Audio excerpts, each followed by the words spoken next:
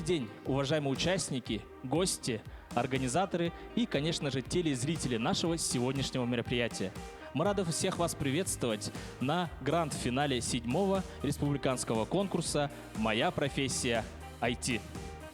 Как вы знаете, главная цель и миссия данного уникального мероприятия – это популяризация и привлечение молодежи Якутии в сферу IT и инноваций. В этом году наш конкурс вновь вошел в историю и стал самым масштабным IT-мероприятием в нашей республике. Были обновлены методы проведения конкурса и расширена география участников. Были проведены 3 идеятона для арктических и северных районов, 38 хакатонов в 24 муниципальных образованиях Якутии с общим охватом 1725 участников. Также проходило онлайн-тестирование среди учащихся 6-11 классов. Всего приняло участие 6893 школьника и студента нашей республики. А я также напоминаю, что со 2 по 4 мая проходил финальный этап среди студентов, где лучшие 27 команд боролись за выход в гранд-финал. А с 4 по 8 мая уже проходил финал среди школьных команд, где приняло участие 47 лучших команд. В течение нескольких дней команды генерировали и создавали свои проекты по заданиям, кейсам от наших заказчиков. И, конечно же, боролись за главные призы от наших партнеров и спонсоров. И сегодня перед нами выступят 6 лучших команд финальных этапов, по 3 из каждой категории участников, чтобы определить победителей и звание лучших IT-команд нашей республики. А что касается призов, то...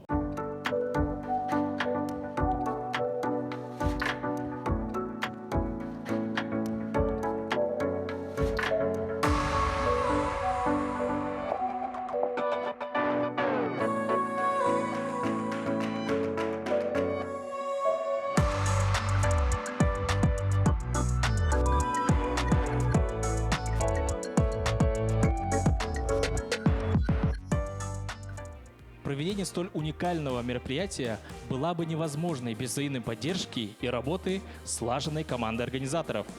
Министерство инноваций Якутии, Министерство образования и науки Республики Саха-Якутия, Технопарк Якутия, Ресурсный центр «Юные якутяне», Ассоциация развития IT-отрасли Якутии и многих других. Мы также благодарим за поддержку и развитие конкурса наших друзей и партнеров. Фонд развития инноваций Республики Саха-Якутия, компании InDriver и Синет-Спарк, Республиканский центр инфокоммуникационных технологий Республики Саха-Якутия, компанию Фантастик и многих других.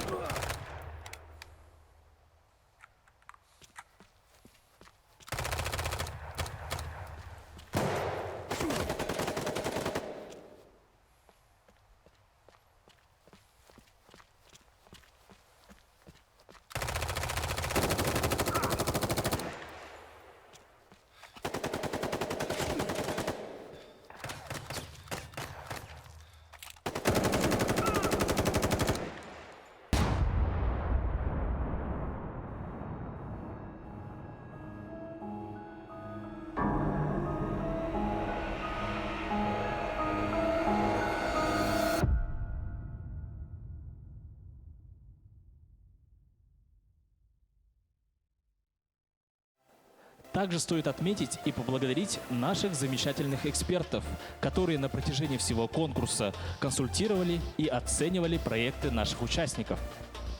Старший эксперт по менеджменту Егоров Семен, ведущий эксперт IT-парк Якутск. Старший эксперт по дизайну Сыромятников Александр, педагог Международной арктической школы.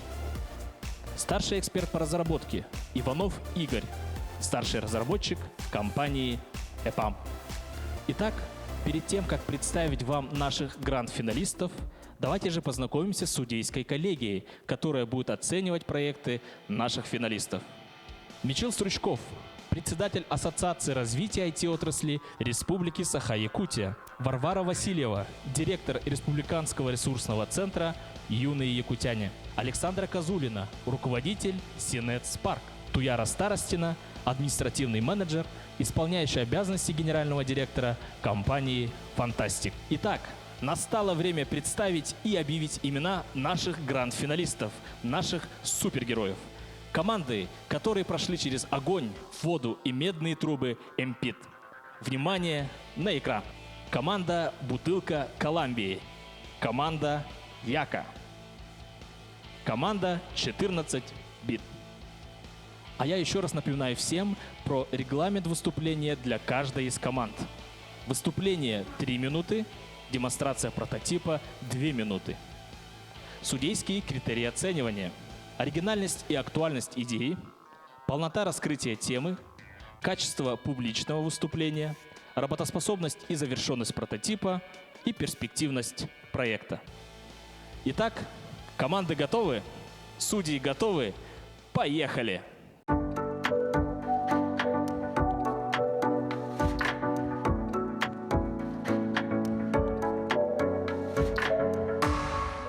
Что ж, мы начинаем выступление наших гранд-финалистов. И я с удовольствием приглашаю на площадку первую команду. Путь команды в гранд-финал составил 1 миллион 576 805 минут с момента первого участия в отборочном этапе 3 года назад. Ребята представят проект Simul. Это единая открытая площадка для взаимодействия всех поставщиков образования и качественной связи между организациями и учениками. Итак, встречайте команда 14 бит. Здравствуйте, уважаемый жюри. Меня зовут Быков Вадим, я менеджер команды 14 бит. И я хочу продемонстрировать вам проект под названием Simul. Все мы отлично знаем о нынешней проблеме, которую озвучивал Айсен Сергеевич несколько лет назад, которая связана с тем, что сейчас отсутствует единая платформа для объединения организаций, их коллаборирования и работы вместе. Ученикам часто бывает трудно найти мероприятия, из-за этого они опаздывают и не попадают на них. Именно поэтому мы решили провести соцопрос, чтобы убедиться в этой проблеме. В этом нам помогла группа Малой академии наук, а также Альберт Иванович Никаноров. Он очень нас выручил, мы запустили опрос, его прошли самые активные участники различных конкурсов и конференций. Мы убедились в проблеме и начали двигаться дальше. Мы провели встречу с Сергеем Ивановичем Деминовым. Он часто является организатором различных мероприятий у нас в городе и в целом в Республике Саха. И он также озвучил то, что это является огромной проблемой, что очень трудно коллаборировать с другими организациями, из-за этого часто мероприятия просто срываются и не проходят.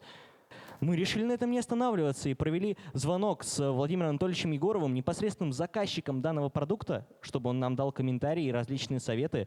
Он как бы это сделал, за что мы ему безмерно благодарны. И также Павла Василия Климовича, это ректор Малой академии наук. Он тоже зашел на сайт, зарегистрировался и даже добавил одно мероприятие. В качестве решения мы предлагаем создание веб-ресурса, платформы, на которой различные компании могли бы коллаборировать и взаимодействовать друг с другом. Это будет целая экосистема, целевая аудитория которой просто невероятно огромна. Это 141 тысяча учеников только в нашей республике. Просто представьте себе. И 50 тысяч компаний. Среди них юрлица, ИП и различные 641 организация. Это целевые фонды, РРЦ, Малые юные якутяне, Малая академия наук и так далее. Это просто нереально огромное количество. Очень важно было проработать дизайн и логику самого веб-ресурса, чтобы его узнавали из огромного количества других ресурсов в сети интернет. И вот тут вот как бы небольшой такой прекрасный слайд от нашего дизайнера. Вот.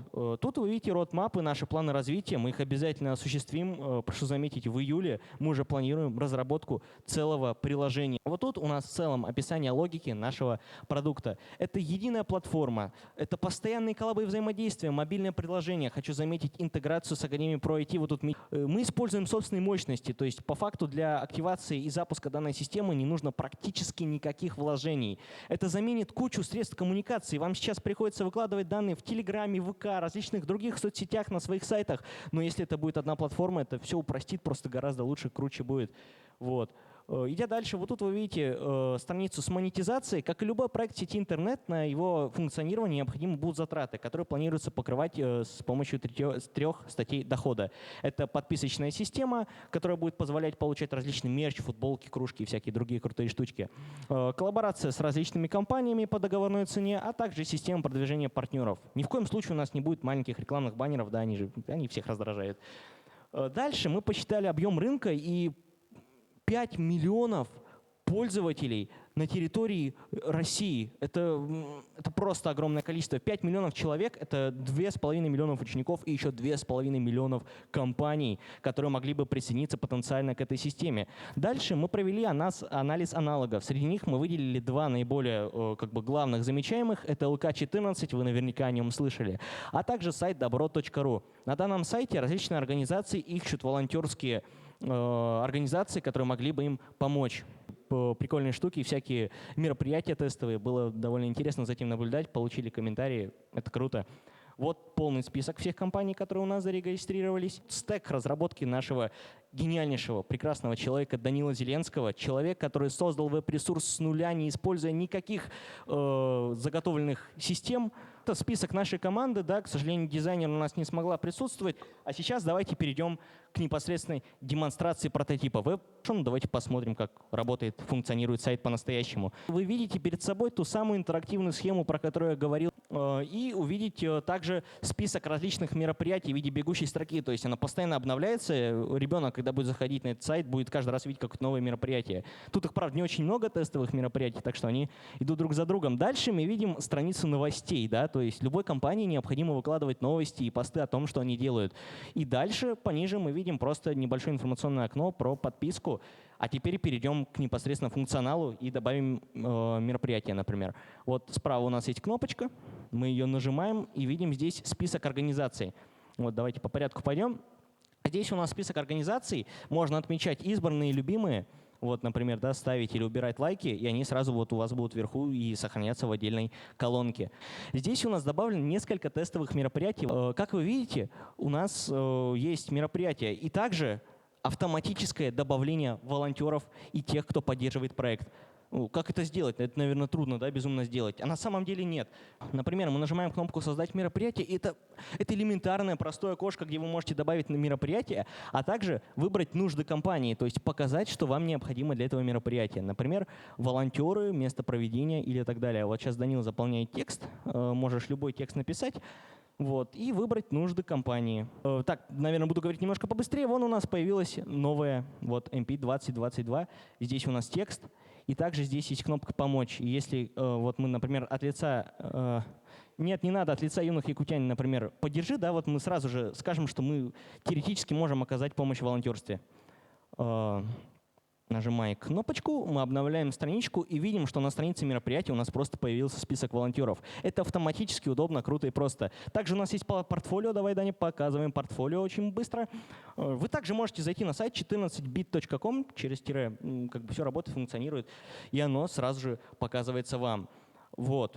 Дальше идем по функционалу сайта. У нас есть список мероприятий и постов. Список мероприятий и постов показываем. Здесь у нас есть посты и последние новости, например, да, то есть новости, которые опубликовали. Да. По факту мы создали целую экосистему для взаимодействия различных компаний. Эту систему планируем оживлять и продвигать дальше. Мы объективно не планируем на этом останавливаться. Мы уже провели слишком много, мы слишком далеко зашли, чтобы останавливаться здесь. И пока Даня показывает чат, вот здесь можно переписываться друг с другом, я наконец-то покажу вам сувенирчики. Было не очень много времени, так что мы подготовили вот такие памятные сувенирчики на ключи с логотипчиком нашей компании. Вот всем вам будут вот такие начало рекламной кампании, да, можно так сказать. Вот, собственно, ну, на этом все. Спасибо за внимание. Я буду рад ответить на ваши вопросы.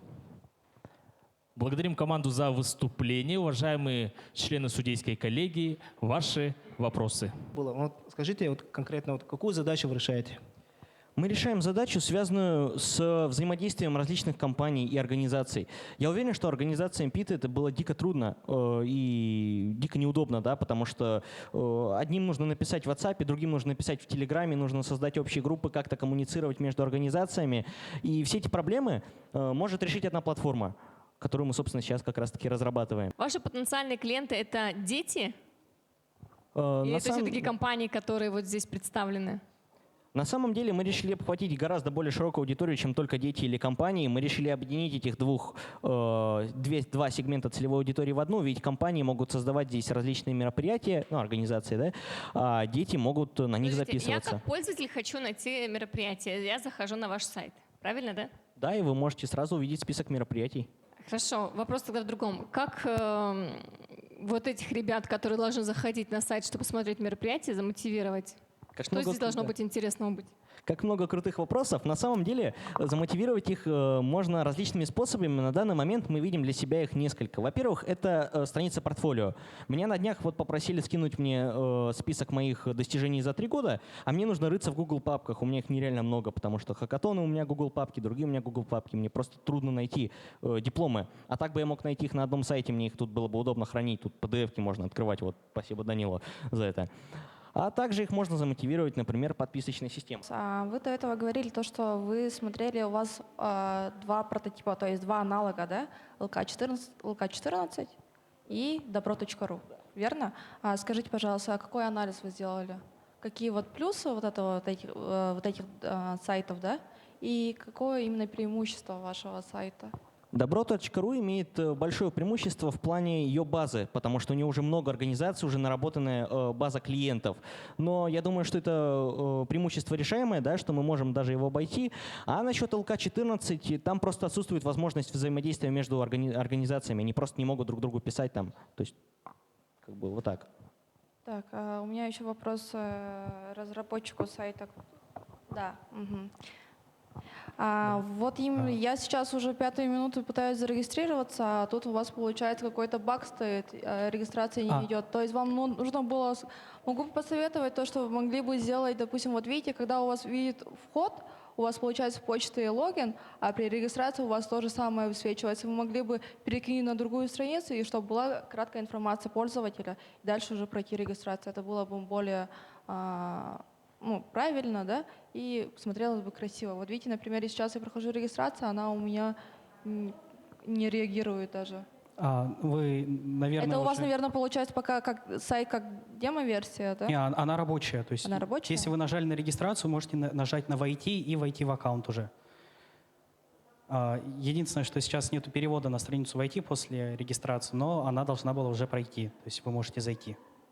Насчет регистрации и краткого описания, да, к сожалению, его сейчас нету, но его можно сделать, и это делается за несколько минут. Мне просто вот пока не выдали такую задачу. У вас была конкретная задача, вы конкретно ее выполнили. Как вы думаете, она детям зайдет или нет? Это замечательный вопрос. Я бы мог, конечно, на него сейчас просто ответить субъективно, да, я думаю, что зайдет, мне понравилось. Но смотря как бы дальше, да, шире, все-таки нужно было для начала подумать, да, насколько сильно она удобно, насколько приятно пользоваться, да, зайдет. Но мы пытаемся завлечь детей в виде подписочной системы, да, то есть мероприятий, и в виде портфолио. То есть я думаю, что зайдет, потому что смотреть и следить это удобно, это нужно, это необходимо. Потому что, например, у детей сейчас в данное время еще есть километр, да, который как раз-таки набирает очень большую силу, и оно идет вместе с ВФУ. Когда ребенок идет в ВФУ студентом, например, скажем, да, наш Северо-Восточный федеральный университет, он туда захочет войти, потому что у него там бонусная система. То есть здесь вам тоже нужно сделать какую-то бонусную систему, может быть, поговорить с километром тоже, потому как он работает с ВФУ. Многие наши дети поступают, например, в Северо-Восточный университет. Но также можно еще и завязать знакомство с другими федеральными университетами, в которых могли бы учиться наши студенты, наши ребята. Да? Вот это нужно будет очень хорошо продумать. Я, по-моему, в одном из этих что-то писала вам, когда давала обратную связь. Это одно. И второе у меня вопрос такой очень простой. Вот вы, ребята, собираетесь этим пользоваться сами? У нас еще 11 класс впереди, куча мероприятий, так что, конечно. Итак, сейчас мы находимся в комнате ожидания, где уже готовится следующая Спасибо, команда. Но пока они переживают и собираются, они, конечно же, наблюдают за своими соперниками. Давайте узнаем немножко об их эмоциях. Да? Ребят, ну расскажите, вот сейчас смотрите, да, на ваш взгляд, конкуренты они вам или нет? Я считаю, что они достойные конкуренты. Достойно. Чем больше вам запомнился их проект и что бы вы, допустим, от них взяли? Наверное, по большей части именно менеджмент, именно расспрос экспертов и, не знаю. То есть, получается, мне кажется, что дизайнер имел в виду, что в их проекте они опросили намного больше высокопоставленных личностей, можно так сказать, а мы в основном ориентировались на детей. То есть на детей и их родителей, не спрашивая мнения у заказчика. Поэтому, да, нам тоже следовало спросить мнение у заказчика. Вот. То есть есть, да, такой момент, когда вы хотите там, немножечко перенять их опыт, да? Вообще, насколько я знаю, 14-bit, они давно участвуют в хакатонах. Мы недавно спрашивали, как раз участвовали они в этом хакатоне, в том хакатоне. Они отвечали, да, мы там были и там были. А потом, проще, мы спросили у организаторов, они ответили нам, что они участвуют аж с 2019 года. То есть, это жесть, я считаю. Да, то есть опыт у них побольше, чем у вас, да? Хорошо, сейчас вот сидите, наблюдаете, да, достаточно сильный спикер, да, очень много жестикулирует, да, очень много так говорит, четко излагает свою мысль. У вас кто в вашей команде такой же крутой спикер? Я менеджер, поэтому я спикер. То есть логично, да? Есть момент переживания сейчас перед выходом вот все-таки к людям, которые будут вас уже оценивать? Естественно, что да, я не выучила спич. Вообще, что ли? Нет, не то, что я знаю, просто получается, иногда я могу просто забыть, из головы вылетает, это очень пугает. Итак, рядом со мной находится первая команда, которая выступила. Ребята, здравствуйте. Здравствуйте. Ну и, конечно, буквально 2 минуты назад вы еще стояли в той комнате, значит, перед судьями, да, волновались, переживали. Эмоции, хотим узнать эмоции. Довольны своим выступлением или нет? Чего, возможно, не хватило, чего, возможно, наоборот, было слишком много? Дико круто, просто нереально много различных впечатлений мы получили. Дело в том, что мы приехали из города Нерюнгри, проделали огромный путь, да, длиной в 3 года. Мы 3-й раз уже участвуем, и наконец-то мы в гранд-финале здесь попали. Конечно, огромное количество, вообще яркое количество эмоций, очень круто. Так, ты-то такой эмоциональный товарищ, я смотрю, да? И здесь ваши эмоции какие? Я разработчик, и мне немного не нравится, что недостаточно показали мой прототип. Я сделал столько работы и потратил всего 3 минуты для того, чтобы его показать. Это круто. Ребят, ну что, сейчас после вас выступает еще несколько команд. На что рассчитываете? Как расцениваете свои силы? Я думаю, что сил у нас много, обязательно займем что-нибудь. Я думаю, что займем даже очень много. Мы сделали все, что могли, и мы получим все, что хотим. Итак, кому скажем огромное спасибо? Кому? Городу Нерюнгри, маме, папе, кому? Да, наверное, всем. Огромное количество людей было на нашем пути, огромное количество нам помогало от семьи до наших руководителей, нашего лицея, да, и здесь просто все приветливые, крутые, так что всем спасибо. Я в телеке. Я также хочу поблагодарить всех, с кем я встречался на этом пути, и с экспертами, и с нашими трекерами, и с нашими научными руководителями. Все нам помогали, всем я очень безмерно благодарен. Ребят, еще один вопрос. В случае победы, если вдруг все-таки первое место за вами, дальнейший путь ваш какой? Обязательно войти, однозначно войти. Я думаю, мы оба планируем поступить на целевое и в будущем вернуться, да, развивать, поддерживать нашу республику. Это круто. Первое, конечно, доделать проект и, наконец-то, вывести его уже на рынок. А второе, то, что, как сказал Вадим, пойти в IT. Пойти. Отлично. То есть это все ваше будущее. Кейс покажем еще раз? Давайте. Кто там, что там? Здесь у нас лежат различные сувениры, да, можно сказать, начало нашей рекламной кампании. Здесь у нас такие брелоки на, брелоки на ключи, да, их можно навешать на ключи, можно куда-нибудь в другое место. Но такие крутые штуки мы сделали, привезли за 1000 километров от дома. Ну что, спасибо, ребята, удачи вам. Пальчики крестиком держим, переживаем и, конечно же, ждем результатов. Спасибо. Спасибо. Итак, встречайте команда «Бутылка Колумбии». Команда любит наспор угадывать победителей хакатонов. И однажды менеджеру команды пришлось сделать стрижку каре из-за этого. Ребята представят проект ЕКТ Kit. Это сайт для детей с информацией о кружках, мероприятиях и лекциях. Здравствуйте, с вами команда «Бутылка Колумбии». Я менеджер нашей команды, меня зовут Аня. Наш проект называется ЕКТ Kit. Все дети одаренные. Целью нашего заказчика являлось нравственное воспитание детей и их дальнейшее развитие, а также воспитание в них патриотизма. После проведения КСДВ мы поняли, что существует еще две проблемы для достижения цели заказчика. Это непросвещенность родителей в воспитательные процессы и популяризация продуктов от детей. Вы наверняка задумывались, какой должна быть идеальная семья. Однако в нашем мире не все вещи идеальны, как и семьи. На этом слайде вы видите перечень того, как не следует обращаться с детьми и как не следует их воспитывать. Мы опросили и детей, и их родителей. Вышло, что 27% родителей признаются в своих плохих деяниях, но дети говорят о 34%. Следовательно, 7% родителей нам нагло врут или же даже не задумывались о том, что творят с собственными детьми. Что делать ситуацию еще печальнее, ведь от воспитания зависит будущее детей, следовательно, будущее нашей страны. Здесь вы видите нашу целевую аудиторию. Это дети в возрасте от 2 до 5, от 6 до 13 и от 14 до 18. Далее родители. Наше решение – это создание сайта сообщества, который помогает детям найти кружки по интересам, создать собственное мероприятие собственной командой. Например, собрать команду волонтеров, чтобы очистить парк от грязи. Или же собрать команду на хакатон, как этот. На нашем сайте дети могут научиться зарабатывать сами, то есть ранний фриланс среди детей. Для родителей есть курсы по воспитанию от психологов, а для младших детей будет контент на якутском языке. Дальше вы здесь видите исследование рынка. Было опрошено более 200 человек. Мы провели опрос среди детей, родителей, а также глубинное интервью. Далее.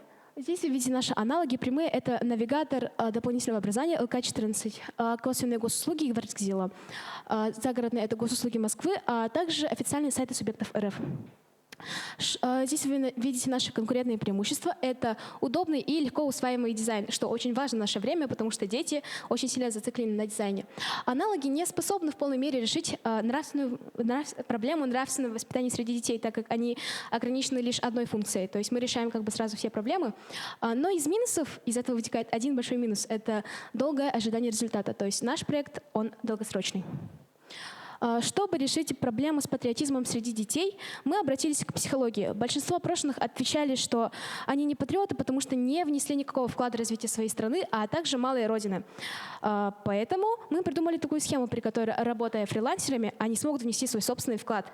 Дети-фрилансеры будут отдавать 5% от своих продаж на развитие сайта, но каждая 5-я выплата будет направлена на благотворительность волонтерам, работающим на нашем сайте. К слову, примерно 51% детей в возрасте от 11 до 18 заинтересованы в фрилансе по итогам нашего опроса. Здесь вы видите схему завоевания рынка. За год мы должны успеть достичь 1%. Снизу вы видите, сколько будет доход в месяц и в год. Дальше. Это Анас, наш разработчик, это Даяна, наш дизайнер Вова и наш менеджер — это я, Аня. Далее давайте приступим к демонстрации прототипа. Здесь вы видите наш лендинг. Мы за здоровое поколение. Поддержка одаренных детей. Создаем региональный сайт. Здесь вы видите еще команды, лекции. Сейчас мы зарегистрируемся. Мы ребенок. Вот вы видите здесь, как регистрируются дети. Далее мы войдем, опять же, с аккаунта ребенка. Сразу здесь вы видите новости, актуальные новости. Тут именно все новости, получается. Вот, например, вот так. И можно записаться на мероприятие. Дальше мы отсюда выходим и видим контент. Здесь уже получается лекции для и детей, и для родителей. В будущем мы, кстати, планируем сделать фильтровку новостей, а также лекций. Здесь вы видите кружки, например, растениеводство. Здесь тоже можно записаться на кружки. Здесь все уже актуально и работает. Давайте дальше посмотрим. Здесь как раз-таки образование команд. Здесь вы видите, что можно написать «Бутылка Колумбии», наша команда, написать, что за команда, описание хакатона. Дальше мы ставим ID участников и создаем команду. Чтобы проверить, заходим в личный кабинет и видим, что мы состоим в команде «Бутылка Колумбия». Далее выходим и можем посмотреть на фриланс. То есть мы можем создать собственный заказ, а также посмотреть список актуальных заказов и отозваться на них. Спасибо. Демонстрация прототипа закончена. Спасибо команде за выступление. Уважаемые члены судейской коллегии, ваши вопросы и комментарии. Ребят, добрый день. Вы молодцы. Это был мой как раз-таки заказ. Я была основным заказчиком. Кейс назывался «Единая платформа дополнительного образования детей нашей республики». С каким количеством детей вы проводили глубинное интервью? Было опрошено где-то около 60, даже больше детей в Google опросниках, но глубинное интервью мы проводили именно с 10 детьми, которые являются там, участниками там, всероссийских конкурсов, которые интересуются там, какими-то кружками. И также мы опросили еще детей, которых сложно заинтересовать кружками. Допустим, среди них были такие дети, которые говорили, что в свободное время я люблю делать ничего. И для них, то есть мы должны были тоже придумать стратегию. То есть получается, что мы можем буквально разделить детей на две категории. На ведомых и лидеров, которые ведут этих ведомых. И получается, что если эти лидеры будут активно принимать участие в нашем сайте, на нашем сайте, то мы сможем даже привести именно тех самых ведомых детей, которые не хотят ничем заниматься. Мне вот больше интересно про бизнесовую часть. То, что вы показали, там есть функция, что дети могут выполнять какие-то заказы, на этом зарабатывать. И как вы можете раскрыть эти данные? То есть вы хотите, чтобы мы рассказали, как будут работать фрилансеры, да? Ваша бизнес-модель. Дети продают свой продукт. То есть мы считали сначала, сколько фрилансеров, сколько всего детей среди фрилансеров, и вышло около 23% или 21%. Мы смотрели там всякие статистики, получается. Посмотрели, сколько работает всего в Workzilla, это именно российский сайт, получается, для фриланса, и вычислили примерное количество этого всего. Тут больше интересует про механизм. Механизм. Что дети делают, какой заказ выполняется. Многие дети очень сильно заинтересованы в том, чтобы продавать свое. То есть и сейчас еще, насколько я знаю, среди тех, кто рисует, дети занимались на иностранных площадках, а у нас сейчас идут санкции, все закрыто.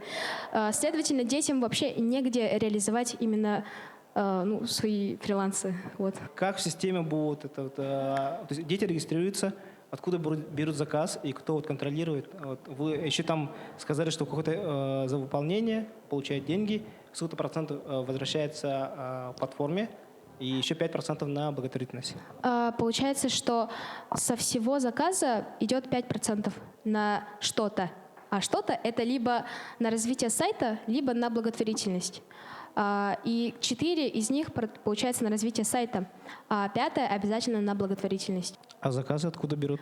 Заказы их оставляют в основном родители, а также посторонние посетители сайта, которые, или дети сами, которые заинтересованы в том, чтобы получить от детей именно продукт. Тут немножко сложно раскрыли, да, то есть я думал по-другому, окей, ладно, то есть ответ какой-то такой средненький получил. Извините. Вопрос есть? Скажите, пожалуйста, Даяна, да, разработчик, так я поняла. Сейчас скажи, пожалуйста, на каком стадии сейчас стоит сайт? Сейчас оно в стадии разработки, там некоторый функционал обещанный не работает, и надо еще добавить систему поиска, систему фильтрации и еще много чего. Картина, хорошо. И еще хотела бы немножко добавить, когда будете в следующий раз делать презентацию, советую вам поставить еще либо же ссылку на ваш сайт, либо же QR-код, чтобы судьи могли отсканировать и проверить. Итак, вот она, следующая команда, это Яка. Вот они, ребята, очень активные, да. Ребят, мы сейчас наблюдаем за выступлением команды «Бутылка Колумбии», действительно. И как вы расцениваете их выступление? Довольно сильные ребята, у них интересный дизайн, выступление, тоже интересное. Они рассказывают, а не защищают свой проект. Ребята сильные, нам нравятся, честно говоря. Да? Да. Ребят, давайте все-таки по-честному, да? Вы все равно должны же видеть их слабые стороны. На ваш взгляд, слабая сторона команды? Ну, я бы добавила в задний фон иллюстрации, например, векторные, чтобы заполнить иллюстрацию, а сейчас оно немного выглядит сыро. Вот это. У них разработка визуальной части, ну так сказать, плавает. Они используют одну примитивную технологию и ее никак не кастомизируют. То есть я бы, например, поменял некоторые стили у определенного момента. Вы наблюдаете, да, за ребятами из других команд. Есть такое желание, допустим, нам бы вот этого человека к нам в команду, и мы бы всех порвали. Вот именно. Или все-таки ваш состав самый лучший, самый крутой? Наш состав самый лучший. Да, у нас очень сильная команда. Я уже сработал с этими ребятами, я вам скажу, это реально монстры. Ну что, ребят, спасибо вам, удачи, пока наблюдайте, смотрите. Ну а мы, конечно, желаем вам всего самого наилучшего. Спасибо. Пока.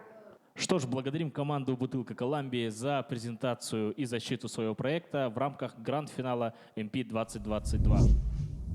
Итак, команда «Бутылка Колумбии» выступила, они уже рядом со мной. Ребята, ну что, первые эмоции какие? Кошмар. Кошмар? Что не доделала? Или что, волнение? Или ты просто считаешь, что все прошло на ура? Мы забыли прикрепить ссылку на сайт. Как так, ребят? Чей косяк? Ну, по сути, это было сделано специально, потому что адаптивной верстки нет, и если бы они просто перешли со своего телефона, они бы увидели самую наихудшую картинку в своей жизни. Ну нет, все равно надо было прикрепить сайт, это же... Оно все равно работает 4 дня. Ему осталось уже 4 дня. Так, хорошо. То есть у вас такое, знаете, это твоя личная твоя инициатива была, ты решила, что так лучше будет, да, правильно? Да. Демо-ролика, я думаю, было бы достаточно. Да. Но все-таки судьям хотелось потыкать, потрогать, посмотреть. Так, ну что, на вас практически вас осыпали вопросами, да, такой шквал эмоций был, да, вот, если... Да, ты запуталась немножечко, да, и все-таки это волнение сыграло или невладение информацией? Я считаю, что волнение, потому что мы все четко расписали, у нас все было в голове, у меня все было в голове, но из-за волнения, из-за количества вопросов, получается, они задают сначала один вопрос, а потом сразу следующий. И из-за этого очень сильно путаешься. Они спрашивают про бизнес-модель, а потом сразу переходят на другой вопрос. И очень важно в таких случаях уловить, что именно тебя хотят, а ты продолжаешь гнуть свое, это плохо. Ну, ты самый спокойный в этой команде, да, у тебя единственная вот эмоция на лице, да. Что ты считаешь было самым сложным? Самым сложным? В общем, в проекте или в спиче? В этом спиче. В этом спиче, наверное, ответить на вопрос про бизнес-модель, потому что все-таки мы поддерживаем... Ты даже не отвечал на этот вопрос. Ну, ты отвечала. Наверное, менеджеру было сложно ответить на этот вопрос, потому что мы именно пытались изучать статистику, а не бизнес-модель, потому что деньги мы будем брать от Нет, мы изучали бизнес-модель, Вова. Это все сделала я, просто вы не знаете. Вот так, да, то есть здесь все у вас, в принципе, понятно. Но хочу вас порадовать, эксперты оценили вашу работу вообще очень круто. Я вот уже пообщалась с ними, да, и по 5-бальной шкале они оценили вас на 5 баллов. Откуда вы знаете? То есть во время выступления мы наблюдали и опрашивали, поэтому немножко успокойтесь уже, не все было так плохо. Ну и, конечно, ожидайте результаты и удачи вам. Спасибо. Следующая команда была сформирована как второй состав команды «Зенит» в конце апреля этого года. Но, несмотря на молодой возраст, члены команды уже имели большой опыт в участии на хакатонах, таких как Hack the Ice, GIS IT, Global Game Jam и Impit. Ребята представят проект High Five. Это веб-сервис для школьников с афишей секции и групп по интересам. Перед вами выступает команда Яка. Здравствуйте, уважаемые судьи, эксперты, а также зрители нашего гранд-финала сегодняшнего. Меня зовут Степанов Александр, я являюсь спикером-менеджером команды Яка. И мы счастливы всей командой представить наш проект под названием High Five в 4-м треке «5 китов, без которых невозможно обойтись». В начале хакатона нашим заказчиком была образована целевая аудитория и сформирована проблема. На фоне этого мы составили идеальный профиль своего пользователя. Знакомьтесь, это Павлов Иннокентий, 14 лет, занимается рисованием. Школьник, он переехал в другой город и мечтает найти единомышленников и развиваться. Также с помощью сформированных целевой аудитории мы сделали опрос, в котором приняло 140 учащихся с 1 по 11 класс. И с помощью этого опроса мы выявили 4 основные проблемы целевой аудитории. Сайт с исследованием. Вот и сами проблемы. Помимо главной проблемы заказчика и отсутствия единой площадки для объединения 5 китов, мы выявили 4 проблемы целевой аудитории. Это недостаток нешкольного развития, незаинтересованность в развитии или отсутствие мотивации, сложность в выборе секции для внешкольного развития и нехватка общения. После того, как мы выбрали направление, мы провели анализ аналогов. И главными аналогами стали навигатор дети14.ру, различные секции и центры детского развития. Рассчитали также объем рынка. Тут видно расчеты в формате топ-даун, bottom-up. И рады представить вам наше решение.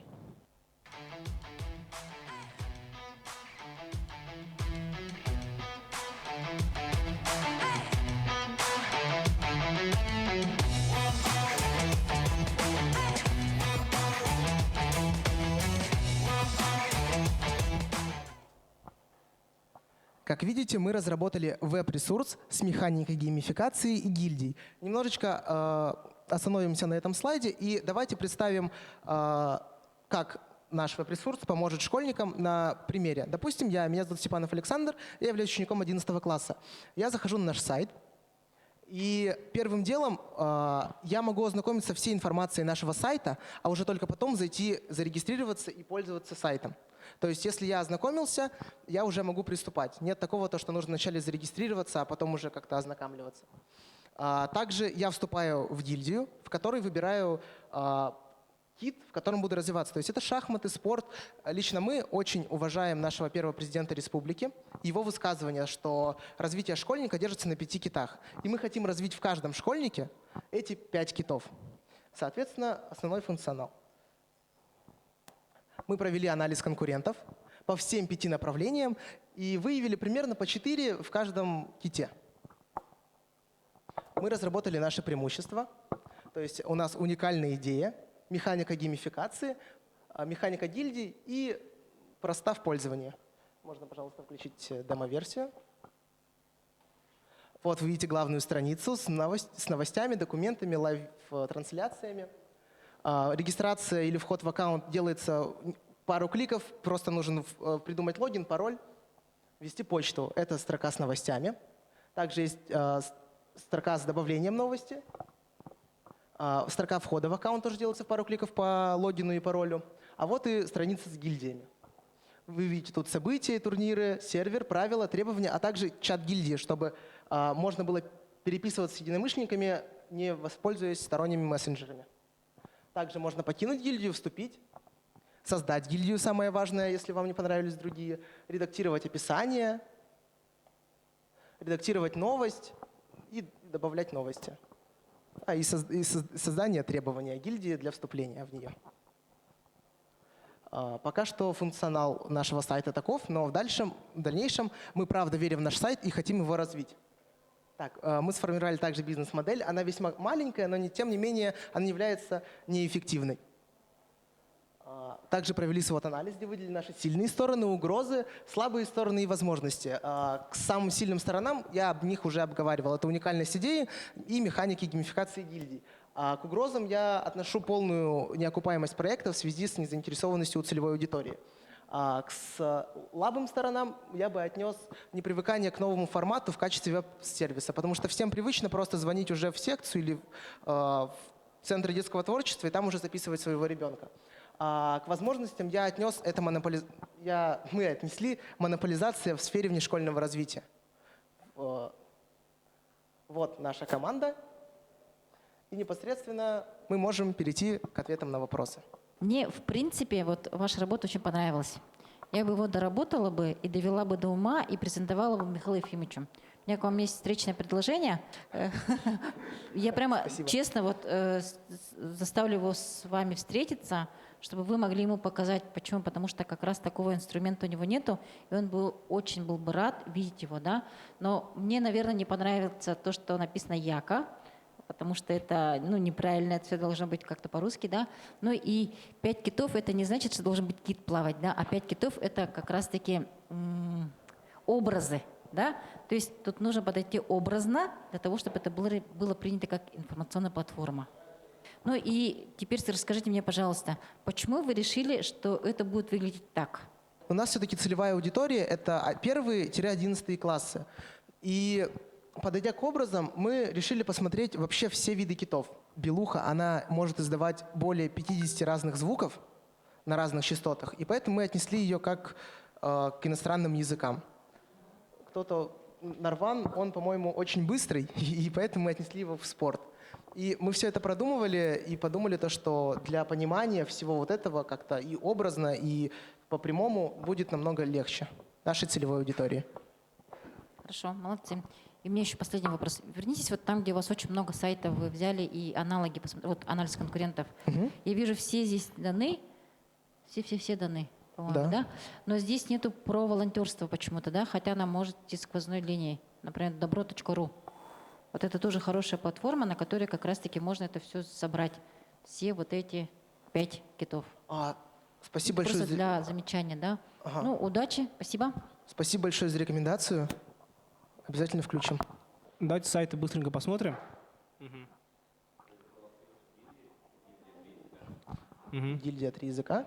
Наша Так, гильдия. ребята, давайте сразу перейдем на якутский язык и давайте попробуем зарегистрироваться. То есть у вас сейчас получается якутский язык, и русский, и английский полностью готов сайт? Да. Точно. Это гильдия. Сейчас выйдем из гильдии, которая называется английский язык. Покинуть гильдию. Зайдем в якутский язык, вступить. Но пока еще не доработано, хотим доработать туда, вставить перед вступлением, чтобы прикреплялся как сообщение, то, что вот пару слов о себе. Потому что когда человек вступает, он пишет: «Здравствуйте, меня зовут, допустим, Павлов Иннокентий, я хочу вступить в гильдию по иностранному языку, занимаюсь, учусь в такой-то школе, пожалуйста, примите меня». И уже создатель гильдии принимает его, он принимает или не принимает. Также эта опция тоже будет проделана. Вот, можно добавить новость гильдии сразу же.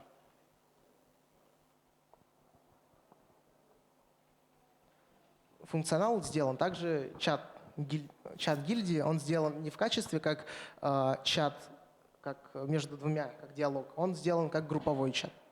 То есть там несколько пользователей могут общаться. Из функционала я вижу, что реализована функция гильдии. Да. В гильдии могут появиться новости, какие-то переписки, общение, может, да? Да. Можно вступать и покинуть, да? Да.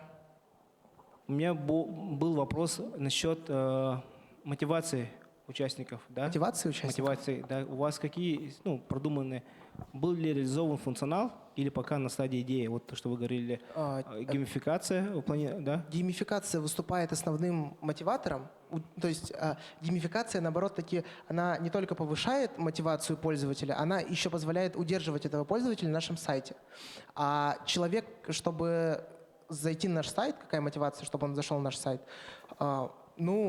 Опять же, это влияние. Мне кажется, нашим сайтом в первую очередь будут пользоваться люди, которые хотят развиваться сами. Сейчас, когда человек, все-таки, если он не мотивирован, если он не хочет саморазвиваться, он не будет заходить на наш сайт и на какие-то другие сайты, потому что это все зависит от самого человека. Если он что-то хочет сделать, мы ему поможем. Если он захочет развиваться в шахматах, в языках, мы ему, наоборот, протянем не одну руку, а 2 руки, вытащим его со всего, посадим на наш сайт. И, мне кажется, плата за все обучение, она довольно-таки маленькая, потому что наш сайт, он в основном, так сказать, социальный, а не коммерческий. Все, благодарим. Успели, да, посмотреть за другими командами. Но на данный момент я бы хотела узнать оценку вот по поводу команды ЯК. Что скажете? Я думаю, что очень круто, потому что мы встречаемся с этими ребятами уже не первый раз. Очень интересно наблюдать их, как они выступают, да. Очень достойные соперники в этот раз. И от этого становится еще интересней. Основные плюсы команды ЯК, на твой взгляд? У них хороший разработчик, у них неплохая идея, и ее реализация мне вполне нравится. Вполне нравится. Но мы сегодня говорим все по-честному. Минусы. Вот лично на твой взгляд, минусы команды ЯК вот в данном выступлении? Наверное, так, это можно вырезать будет, да? Я должен подумать, что-то мне даже сказать. Да.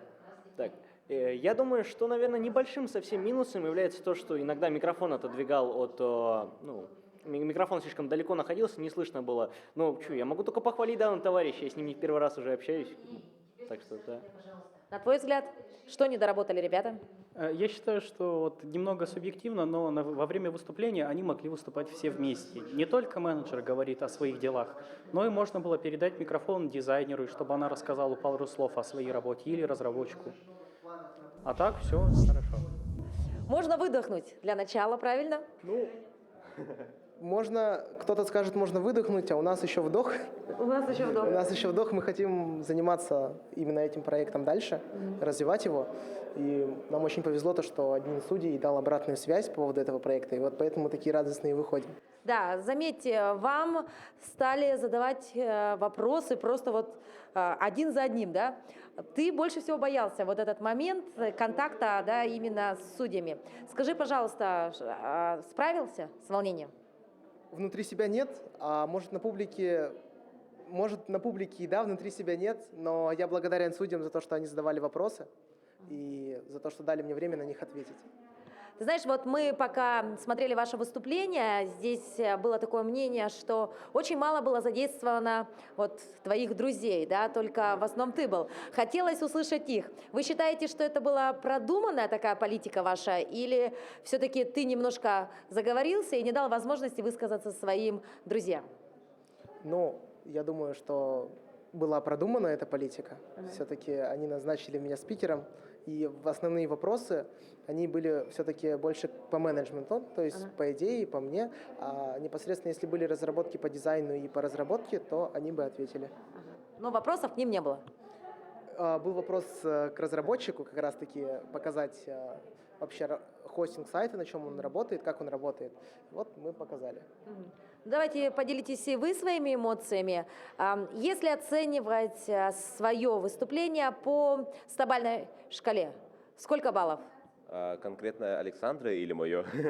Ваша вот коллективная. Коллективная, то я бы где-то на 70 из 100-бального. То есть, а что в этих 30%? В этих 30% это, например, то, что у меня хостинг слишком большое название было, я мог побыстрее написать или не подготовил. А так выступление Александра, я считаю, было на уровне, и мне в целом все понравилось. И то, чего я боялся, с технической стороны, все было хорошо. Ага. Так, ну единственная девочка в вашей команде, да, ты тоже уже поделилась своими переживаниями, да, перед своим выступлением. Справилась? Ну да, я справилась вроде. Куда делась, да? Куда денусь, ты сказала? Да. Ребят, ну что, на данный момент, вот сейчас 3 команды будут приглашены пройти вновь в этот зал, и вы все-таки идете уже походкой победителя или пока еще сомневаетесь? Мы не можем расценивать себя с правильной точки зрения, с объективной. Как и другие команды, я думаю, все решат судьи. То есть пойдем мы с нейтральной походкой, скорее всего. С нейтральной, да? Да. Но на видео, на промо-видео вышли очень даже бодро, когда заходили туда. Ну, посмотрим, как получится. Мы были рады выступать перед судьями. Все, ну и давайте, основной минус, мы все-таки сегодня говорим по-честному, вот минус, одно слово должно быть. Я могу сказать? Говори. Прототип? Я бы доработал. Ну, в видео не было комментариев. Хотела бы, чтобы звук был в презентации. Вот. Ну, технические были неполадки немного. Я бы мог добавить больше яркости в выступлении. То есть тебе показалось своей работы мало, да? Да. Мне всегда кажется, что моей работы мало. Ну, ты зря так говоришь, потому что, например, я считаю, что ты был один из самых ярких спикеров сегодня на данный момент, да? И поэтому, мне кажется, у вас еще все впереди, ребята. Удачи! Спасибо большое. Это было выступление гранд-финалистов среди школьных команд. Интрига сохраняется до последнего, и мы совсем скоро узнаем имена победителей и обладателей главных призов от наших спонсоров и партнеров. Ну а мы уходим на короткую рекламную паузу. У нашей команды есть особенная миссия, которой мы следуем изо дня в день. Каждый из 1000 майтоновцев вносит свой вклад и раскрывает свой талант. Мы создаем неповторимые арты. Мы пишем завораживающую музыку. Мы сочиняем увлекательные истории. Придумываем захватывающий геймплей. Мы делимся опытом. Мы постоянно развиваемся, достигаем крутых результатов. Мы делаем игры и любим это больше всего.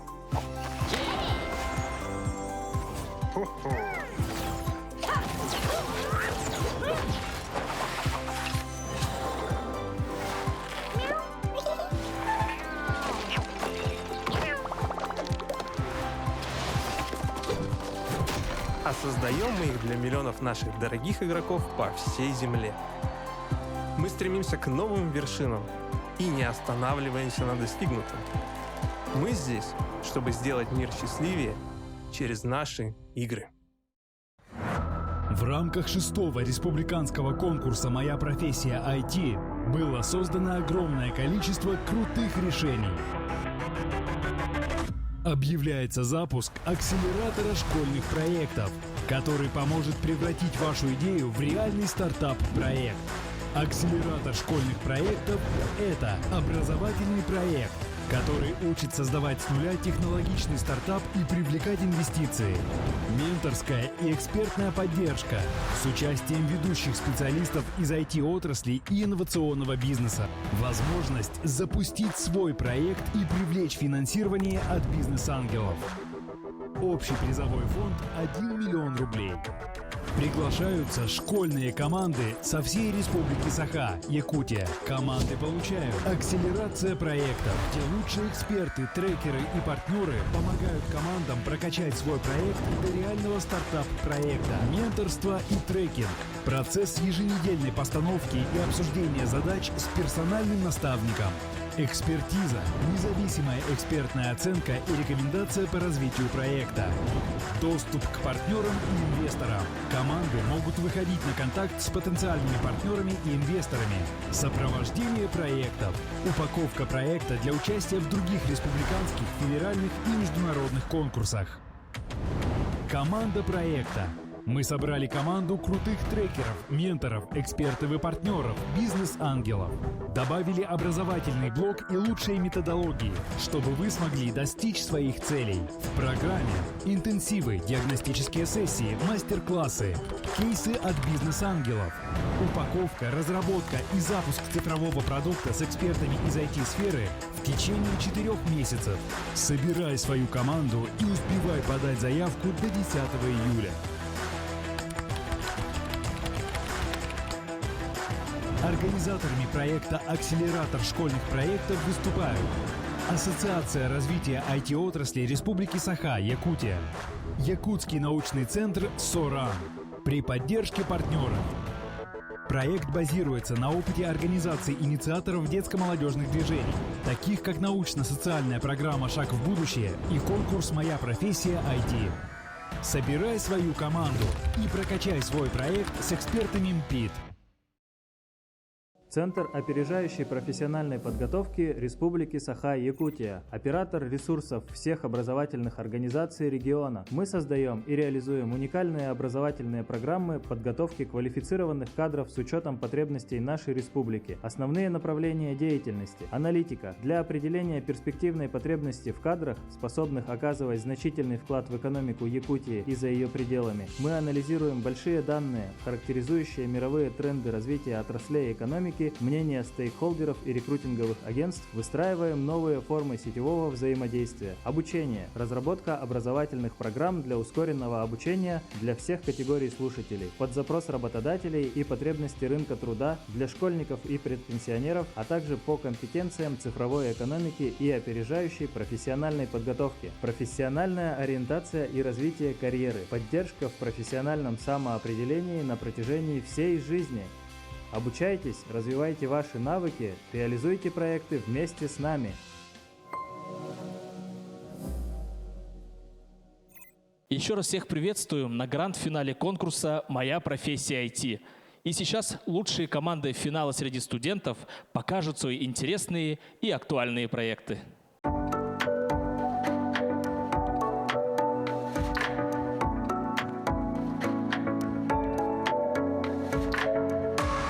Но перед тем, как представить вам наших гранд-финалистов среди студенческих команд, давайте же познакомимся с судейской коллегией, которая будет оценивать проекты наших финалистов. Георгий Андреев, заместитель министра инноваций, цифрового развития и инфокоммуникационных технологий Республики Саха-Якутия.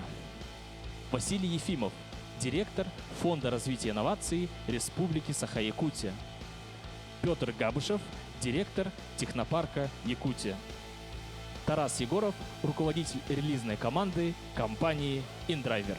Итак, настало время представить и объявить имена наших гранд-финалистов, которые прошли все отборочные этапы и уже стали лучшими среди всех студенческих команд MPIT 2022. Внимание на экран. Команда Three Limbs. Команда Stone. Команда W. А я еще раз напоминаю всем про регламент выступления для каждой из команд. Выступление 3 минуты, демонстрация прототипа 2 минуты.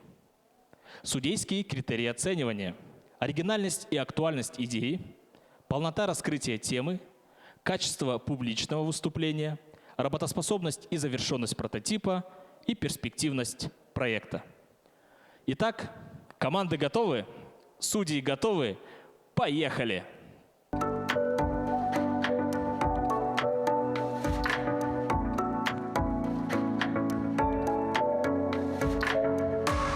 Что ж, мы начинаем выступление наших гранд-финалистов. И я с удовольствием приглашаю на площадку первую команду.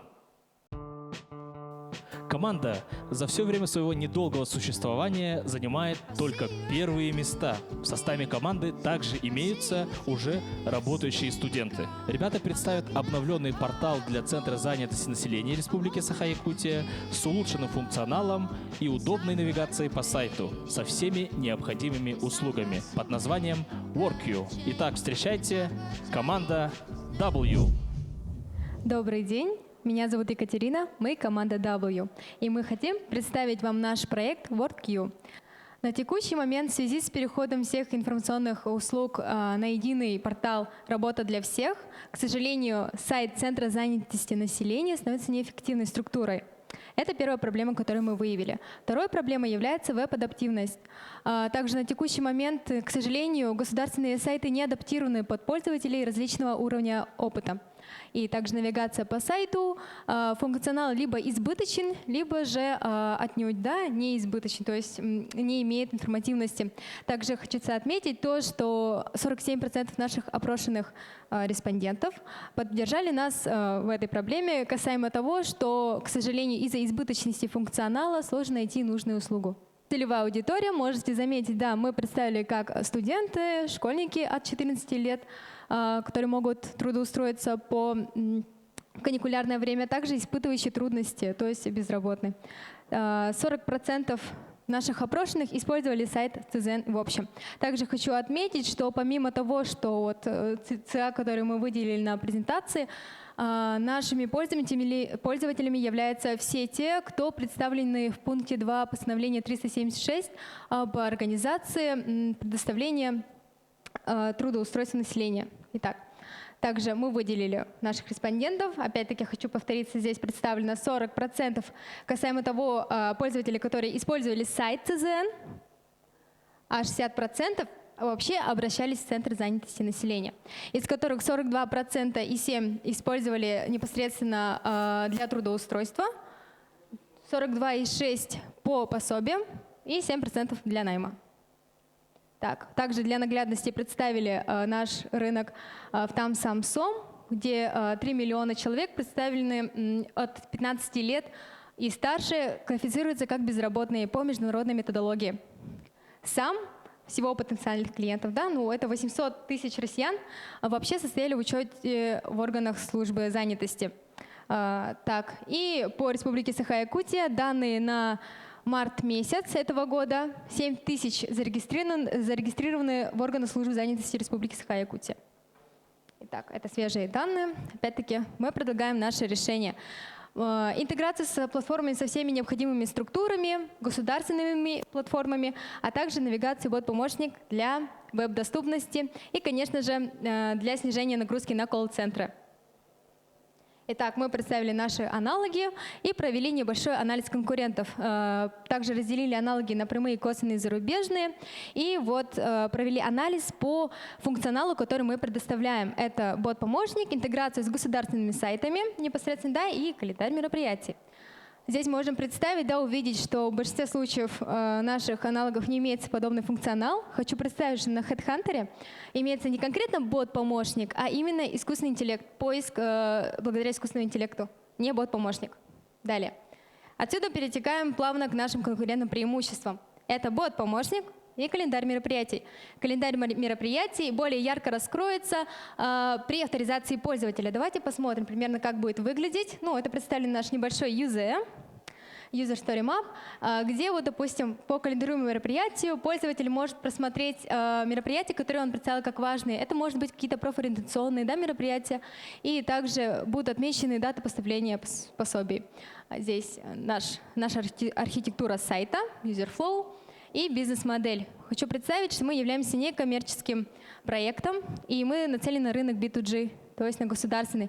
Наши ключевые партнеры — это, конечно, Роструд, работа в России, Труд7, да, цифровой портал единый, и также вот национальные проекты, Skillsnet, различного рода профориентационные сайты. Наш roadmap. То есть мы нацелены 2022 год захватить Республику Саха-Якутия. По АПР, может быть, захватить Дальний Восток, и если по всем нашим стандартам будем утверждены, то и Российскую Федерацию. Так. Также roadmap на ближайшее будущее. Да, можете заметить, что у нас также есть на будущее представление на мобайл. И структура расходов. Она подсчитана, конечно же, так примерно по часам и сколько это уйдет в месяц. Тысяч. Так, что было проделано мной? Непосредственно отведение рабочей тетради, воркбука, заполнение бизнес-моделей, изучение информации и тому подобное. Также связь с командой. Что было сделано дизайнером?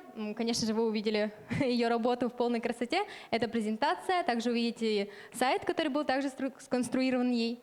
И наш разработчик уже весь функционал нашего трека представил. Итак, это наша команда. Опять-таки, меня зовут Екатерина. Это Игорь, наш разработчик, и Вероника, наш дизайнер. Мы являемся студентами СВФУ.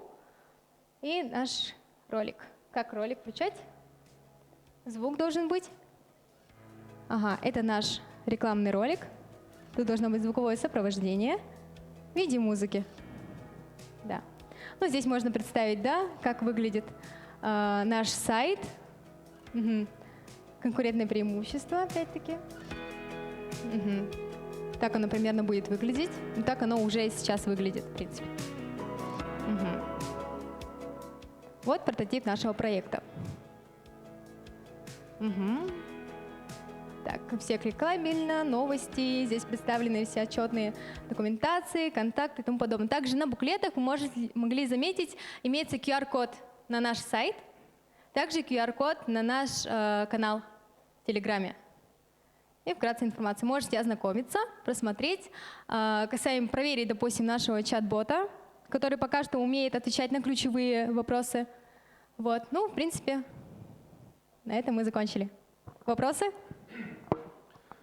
Спасибо за презентацию, очень все отлично. Мне не нравится ваша бизнес-модель, Катерина. Почему вы решили, что для вас очень будет правильно выбрать B2G модель? Почему вы отказываетесь от B2B, от B2C, допустим? Почему вы решили, что B2G — это ваш рынок?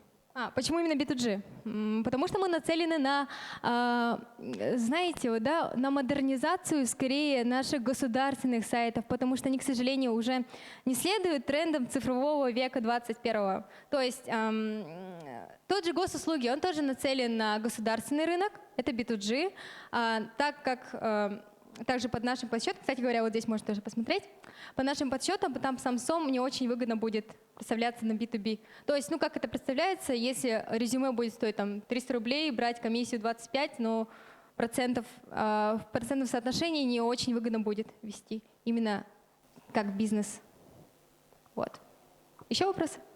Да, вопрос следующий. Мы на самом деле, как вот венчурная компания, у нас есть программа стажировок своя, да, и мы проводим тестирование студентов на базе Высшей школы инновационного менеджмента, и мы платим за это деньги. А почему вы, продолжая вопрос Петра Петровича, да, почему вы отказываетесь от заработка сразу?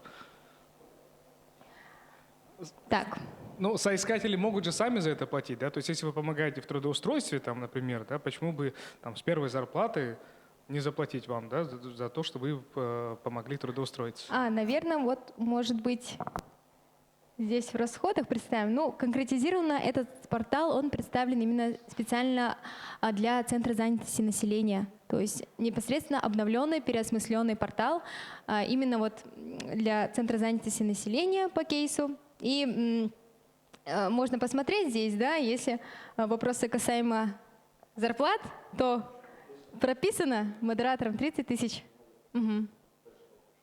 Хорошо, спасибо. А вот в чем, получается, вот если у вас модель B2G, вы, получается, хотите заработать на предоставлении вашего сервиса какой-то вот, ну, госструктуре, да? Да. И от них получить госзаказ? Ну, да. Вот структура расходов, да, вот вы пишете в месяц, да? Ага. Это для запуска продукта или нет? Или до какого момента? До какого момента? Допустим, здесь можно заметить, да, разработка бэкэнда занимает 44 часа, 43 тысячи рублей. Но это уже на старт, именно на развитие этого проекта, на создание, на доработку этого проекта занимает такая вот энная сумма денег. Касаемо модератора, ну тут уже, да, как бы это отдаленно взято, сколько бы, допустим, Центр занятости выплачивал бы модератору, который будет вести непосредственно этот сайт, портал. Я вот о чем имею в виду, да? Допустим, вот календарный план финансовый, там вот первичное заключение договора и там разработка проекта, да, ну до степени работоспособности, там, допустим, 200, 300, 500 тысяч, да, и ежемесячное содержание. Вот, вот такой хотелось бы увидеть. Анализ, да, бизнес-план. Как финансовая модель, бизнес-план. То есть тут вы хотите, получается, отказались от взносов юрлиц, я так понимаю, физлиц, хотите работать государством, да, а вот бизнес-план по работе с государством я пока вот не увидел. Да, то есть вот B2G это, ну, очень специфические в плане таймлайна взаимоотношения. Благодарю за консультацию. Так, вы упомянули, что конкурентное преимущество будет в чате, да? В чат-боте. Да, чат-бот, и при авторизации более ярко, опять-таки, да, повторюсь, раскроется календарь мероприятий. А в HeadHunter у них уже тоже есть чат-бот, да? Чат-бот у них нет, у них есть именно поисковик с встроенным искусственным интеллектом. Именно поисковик, не чат-бот. То есть они не могут получить, ну, то есть сама миссия специфики, да, чат-бота, что, зачем он нужен. А чат-бот уже сейчас в силу мировых трендов нужен именно для того, чтобы, допустим, пользователь мог получить быстро ответ. Это уже реальный тренд 21 века. Самое время узнать мнение экспертов. Итак, ребята выступили. Насколько мы знаем, это одна из самых сильных команд, и они сами заявляют о том, что они занимают лишь первые места, да, это их такая особенность. И как вы считаете, сегодня первое место за ними, то есть выполнили они все то, что вы с ними прорабатывали или нет? Я думаю, не до конца выполнили, но они старались все эти 3 дня на финале. W, как вы сказали, одна из сильнейших команд. Но я верю в них. Ну, я бы сказал, они одна из самых опытных команд, несмотря что они собрались прямо перед хакатоном, а они друг друга вообще даже не знали до того, как начали. Ну, так получилось, что некоторые не смогли, и они собрались прямо перед хакатоном. И, несмотря на это, вышли в гранд-финал, и они вот как раз, даже вот одна из менеджеров, она работает уже по специальности у наших, резидентов IT-парка, и поэтому закономерно, что они занимают высокие места. Так, со стороны дизайна у них очень хороший прогресс был в течение всего хакатона. Они очень хорошо прошлись по критериям оценивания, которые у нас есть, но уделили очень мало внимания исследованиям, то есть UX-исследованиям, то есть очень не углубились в тему вот этой вот визуальной концепции, поэтому у них чуть-чуть меньше баллов, чем у остальных, но тем не менее это высокие баллы, поэтому они здесь. И они, я как заметил, улучшили свою работу. У них на время, когда мы проверяли, у них было чуть-чуть меньше сделано. Сейчас у них уже, они очень хорошо поработали над проектом и улучшили. Итак, рядом со мной команда W. Ребята буквально только вышли, да? Ну, такие очень сдержанные, неспроста вас считают одной из самых опытных команд. Как оцениваете свое выступление? Так, на все, наверное, 9 из 10. То есть 9 из 10. В чем не хватило 1 балла? Ну, скорее из-за того, что по модели части финансирования, да, было не проделаны просчеты касаемо, допустим, того, что мы представляемся как некоммерческий проект, и вот по B2G есть нюансы. Есть нюансы. Согласна, да? А с точки зрения дизайна, уверены в себе? Ну, наверное, да. Можно, конечно, что-нибудь подправить, но для первого участия в роли дизайнера было нормально. Отлично. То есть у вас такой дебют сегодня? Ну да, в роли дизайнера был дебют. Ваше впечатление? Понятно. Так, отлично. Ребят, ну и все-таки вы были первые. Планка у нас уже есть такая высокая, да. Честно скажу, ребята, которые сидели в комнате ожидания, они волнуются, они считают вас соперниками. Ваши преимущества основные, как вы считаете, в чем заключаются? Так, наше преимущество в том, что мы умеем продавать продукт. На твой взгляд? Ну, у нас классный промо-ролик и блог о нашем участии в хакатоне. Да, выступление хорошее по бизнес-части. По бизнес-части. Хорошо, ребят. И кто из вас уже работающий человек в этой сфере? Нам сказали, что есть среди вас один товарищ. Это кто? Да, это я. Это ты? Я являюсь продакт-менеджером компании Сайберия. Мы занимаемся разработкой метода анализа медицинских изображений с помощью искусственного интеллекта и компьютерного зрения. Хорошо, то есть ты такой уверенный человек, и за счет тебя, наверное, в принципе, вся команда может занять первое место. Ну, отнюдь не скажу, скорее нет, потому что мои коллеги очень сильные, адаптивные, опять-таки, да, и харизматичные, они меня поддерживают очень сильно. Но вы знаете своих соперников, да, наверное, не понаслышке, да, а прям на деле знаете их. И все-таки ваш главный конкурент – это кто? Трилимс. Кстати говоря, не вы одни так считаете, сразу скажу, и говорят, что у них и демо-ролик очень крутой тоже, хотя вашего дизайнера отметили эксперты. Да, классно. Также мы являемся экспертами тоже в категории А, да, я и мой коллега Игорь. Вот так. Ну что, ребят, удачи, ждем результатов и всего вам самого наилучшего. Спасибо большое. Ребята решили назвать команду из-за стикера камня WhatsApp. И, как утверждают сами ребята, они готовы работать даже за еду. Они представят проект «Онлайн-наставник». Это сервис с подбором курсов через профориентационные тесты. Итак, внимание, команда Stone. Добрый день, уважаемые судьи. Мы представляем вашему вниманию проект, который мы разработали в рамках 7-го республиканского конкурса «Моя профессия IT». Название у нас довольно простое. Называется «Онлайн-наставник». Трек номер 1 «Гайд профессии от ЦПП». Целевая аудитория у нас состоит из 2 основных сегментов. Это, получается, абитуриенты. После выпуска у них стоит вопрос, в какое учебное заведение мне поступить. У школьников же 9-11 классов стоит вопрос, какую специальность я выберу, в принципе. И 3 миллиона 340 тысяч ежегодно пользуются онлайн-покупками. И доля Дальнего Востока составляет 87%. И, как видите, 27 идут на повышение квалификации. Из-за этого мы охватываем еще и преподавателей, и учителей. 15 идут для собственного саморазвития, увлечения, хобби и повышением своих скиллов. Проблемы, которые есть у нашей целевой аудитории, так скажем, боли, это нет сервиса, получается, нет единого портала, где можно проходить тесты, курсы сайтов по типу Skillbox. Также малоизвестность – это, получается, проблема нашего заказчика в низкой осведомленности целевой аудитории о деятельности ЦПП. Страх – это, в принципе, проблема, которая есть у каждого, это решиться покупать курсы и проходить тесты. Коммуникация в том плане, что не каждый человек захочет общаться вживую с кем-либо. И неопределенность это у абитуриента получается с выбором вуза и СУЗа, у школьников определиться со своей специальностью. Решение, которое мы предлагаем, это наш веб-сервис с обширным выбором курсов, тестов, профориентационных, в принципе, и, конечно, чат-бота. Так, аналоги, которые у нас есть, это нетология прямой, у них посещаемость 73 тысячи, Skillbox 140, и косвенный это Coursera 1 610 000, и зарубежный это мастер-класс получается 333 тысячи. Преимущество нашего продукта – это понятный интерактив, благодаря которому можно легко сориентироваться на сайте, понять, что где находится. И также приятный бонус – это скидка 20% на покупку вашего курса. Мало, но приятно, как говорится. И также оптимизация в том плане, что вы можете зайти с мобильного устройства, либо же ПК.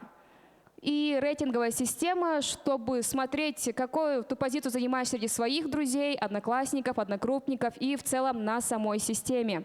И также интерактивная карта, на которой отмечены СПО, вузы и также центры дополнительного образования. Самое интересное – это потоки прибыли и затрат. Получается, прибыль можно получить за контекстную рекламу, но ее в первое время скорее не будем учитывать. И партнерки и сотрудничество – это от 60 до 300. И затраты у нас идут на рекламу и таргет – это 31, хостинг и домен – 10 800. И получается UI UX 45, фронтенд и бэкенд разработка 70, копирайтинг 7 и на администраторов в принципе по 35. Так, слайд менеджера. Что было сделано во время хакатона? Это координация во время работы, заполнение FigJam, идея создания интерактивной карты, инструменты, в принципе, PowerPoint, Excel, Figma, Discord, Telegram и QGIS. Что было сделано дизайнером, получается? Лейдинг, идентика, инструменты PowerPoint, Figma, Photoshop и Illustrator. Что было сделано разработчиком? Прототип, адаптив, бэкэнд-разработка, VS Code, HTML, CSS, JS, PHP, методология BM, Discord и Telegram. Кстати, сейчас будет QR... извиняюсь. Так, представим нашу команду. Я менеджер Винокурова Татьяна, дизайнер Конов Василий и наш разработчик Иванов Николай.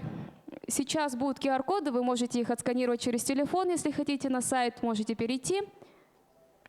Здравствуйте, меня зовут Василий, я дизайнер своей команды Stone.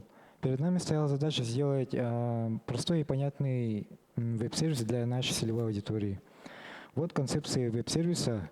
Дизайн сделан на швейцарском стиле. Этот стиль имеет крепкую базу быстрой коммуникации с потребителем и имеет такие качества, как честность, внимание к деталям и ориентированность на качество. Визуальная концепция основана на том, чтобы сосредоточить потребителя на контент. Вот мобильная версия нашего сайта. Здесь присутствует анимация и хорошо сделанная структура. Также есть рейтинговая система, личный кабинет, админ-панель и покупка и просмотр курсов. Сейчас мы покажем, как выглядит профиль. Мы там не успели в демо добавить, потому что думали, не уложимся в регламент, получается. Вот, в принципе, мы заходим в профили. Так.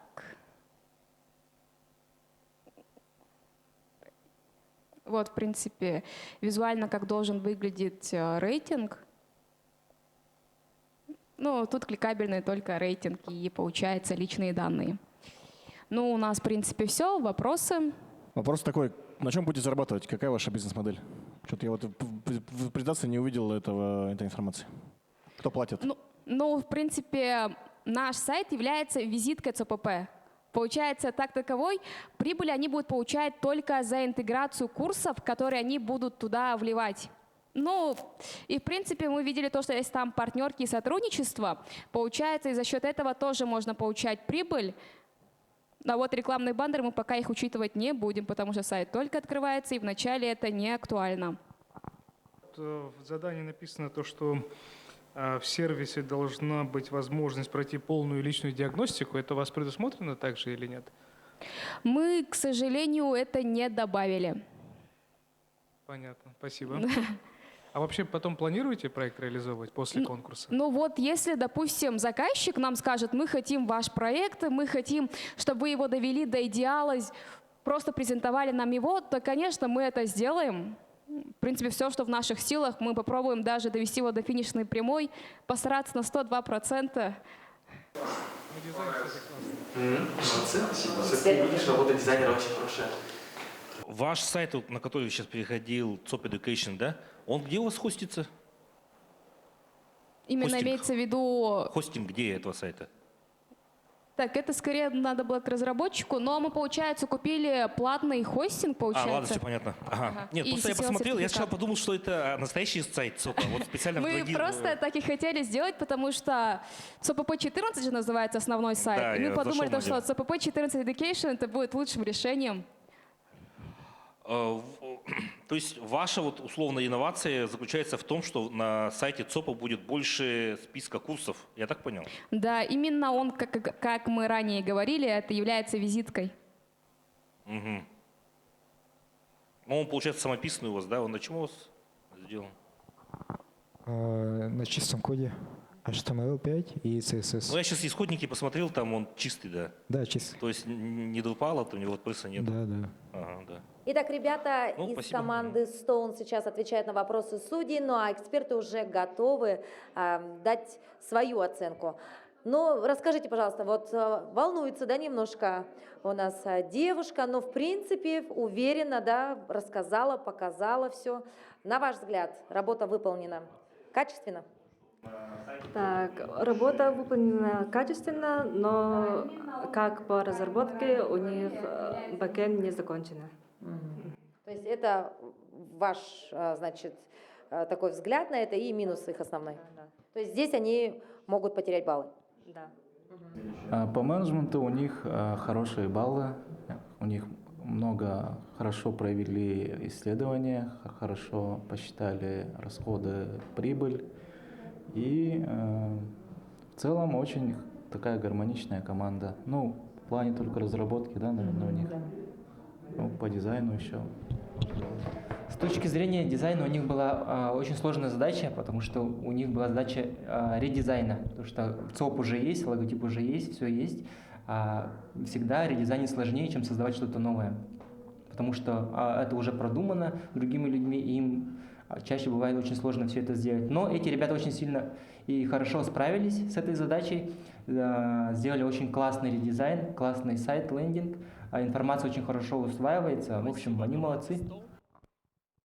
Готовится следующее. Идут красавчики из команды Stone. Один держится за голову, другая, наоборот, пританцовывает. Не могу понять, какие эмоции, ребята, вот по очереди. Ну, в принципе, когда я зашла на сцену, так такого у меня волнения не было, в принципе. У меня единственное волнение, это были мои руки, они вот так дрожали. Я второй рукой держалась за микрофон, а мой голос, в принципе, он не дрожал, он был хороший, а руки просто вот так предательски дрожали. Тебя? Да. Хорошо. Ты почему держишься за голову? Это волнение или чем-то недоволен? Если честно, я недоволен собой, своим выступлением. Не очень эмоционально, конечно, но зато рассказал, все понятно и просто. Но по сравнению с остальными вообще, это как Земля и космос. Вот так. Хорошо. Какой из вопросов судей показался вам самым сложным? Возможно, немножко растерялась. Так, получается, у нас самые сложные вопросы, которые у нас были, это связаны с разработкой. Так как у нас Николая нету, и мы, в принципе, мало не осведомлены, но мы знали, в принципе, что было, и Вася, в принципе, в этом помогал. Ну, то есть немножко вот здесь, да, у вас было такое, как немножко, как сказать-то, разочарование немножко, может быть, возможно, неуверенность в себе, да? Ребят, ну, тебя считают одним из лучших менеджеров сегодня, да, и мне кажется, ты себя показала на ура, но вот единственное, ты говоришь, ручки дрожали, да? Как угомонили-то свои ручки, успокоила как? Ну, они дрожали прям почти что до конца. Вот, допустим, после второго слайда, получается, после целевой аудитории, у меня руки уже начали дрожать. И потом еще сильнее, я вот так просто держу микрофон вот так. Я смотрю, типа, вижу, у меня микрофон дрожит такая. Потом, когда уже пришло время демо-ролика, в то время у меня все уже успокоилось, все хорошо стало. Отлично. Почему за него-то не вцепилась? Надо было за него ухватиться как-то, почувствовать его энергетику. Или ты все-таки чувствовала его поддержку? Ну, как сказать, поддержка Николая у нас. В душе. Да, в душе. Ребят, ну что, как считаете, все-таки первое место или, будем честными, пока нет? Ну, если честно смотреть, то мы думаем, второе место точно у нас, наверное, будет, потому что мы хотим второе место. Да. Ну, переживает за вас, наверное, весь Покровск, да, и ждут вашего возвращения. Но все-таки вы считаете, что для вас это такой будет хороший опыт или это будет для вас трамплин? Это для нас будет хороший опыт в том плане, то, что мы впервые приняли очное участие, получается, за все время из-за пандемии мы не могли принять участие на очных мероприятиях. И был GIS-IT, получается, он проводился в очном формате, но по техническим причинам мы не смогли выехать. И учитывая это, как мы сейчас выступали без опыта на хакатонах именно публичного выступления, то мы показали себя довольно хорошо, и это, как сказать, огромный опыт для нас. Огромный опыт. Ты согласен? Да, я согласен. Логично. Все, спасибо, ребята, удачи вам. Итак, встречайте команда Three Limbs. Команда участвует на Импите с 2019 года.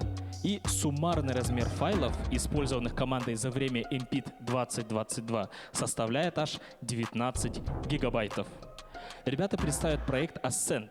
Это приложение с профориентационным мультитулом, умным алгоритмом подбора статей и новостей, а также agile-курсами от ЦОПП. Итак, добрый день, уважаемые судьи и зрители. Мы команда Three Limbs, трек номер 1 и наш проект Ascend – Learn Socializing. Но перед тем, как мы его вам представим, давайте разберемся, какие препятствия стояли у нас на повестке. Мы провели крупный опрос и опросили 452 человека, и на основе этого исследования мы смогли выявить самые актуальные проблемы нашего проекта. Итак, в России наблюдается стремительный рост популярности профориентации подростков. Кружки и профориентационные клубы уже посещает каждый 4-й ученик средней и старшей школы. Но, несмотря на это, лишь 31% твердо определились со своей будущей карьерой. Этому выбору препятствует очень много факторов, но основные вы можете видеть здесь на экране. По просьбе заказчика перед нами стояла задача их решения. Ну и с радостью хочу сообщить, мы с этим справились. Позвольте представить вашему вниманию наш проект. Профориентационный мультитул с коворкинговыми утилитами для организации проведения онлайн-вебинаров и прямых эфиров.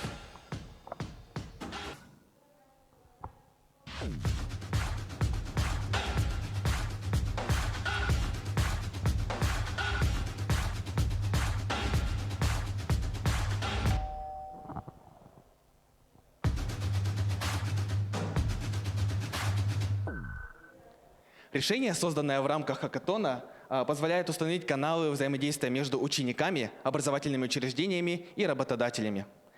Давайте рассмотрим его возможности, обыграв несколько ситуаций. Основной наш упор идет на потребителя, и ими являются амбициозные группы учеников 8-11 классов, которые задумались о выборе будущей профессии.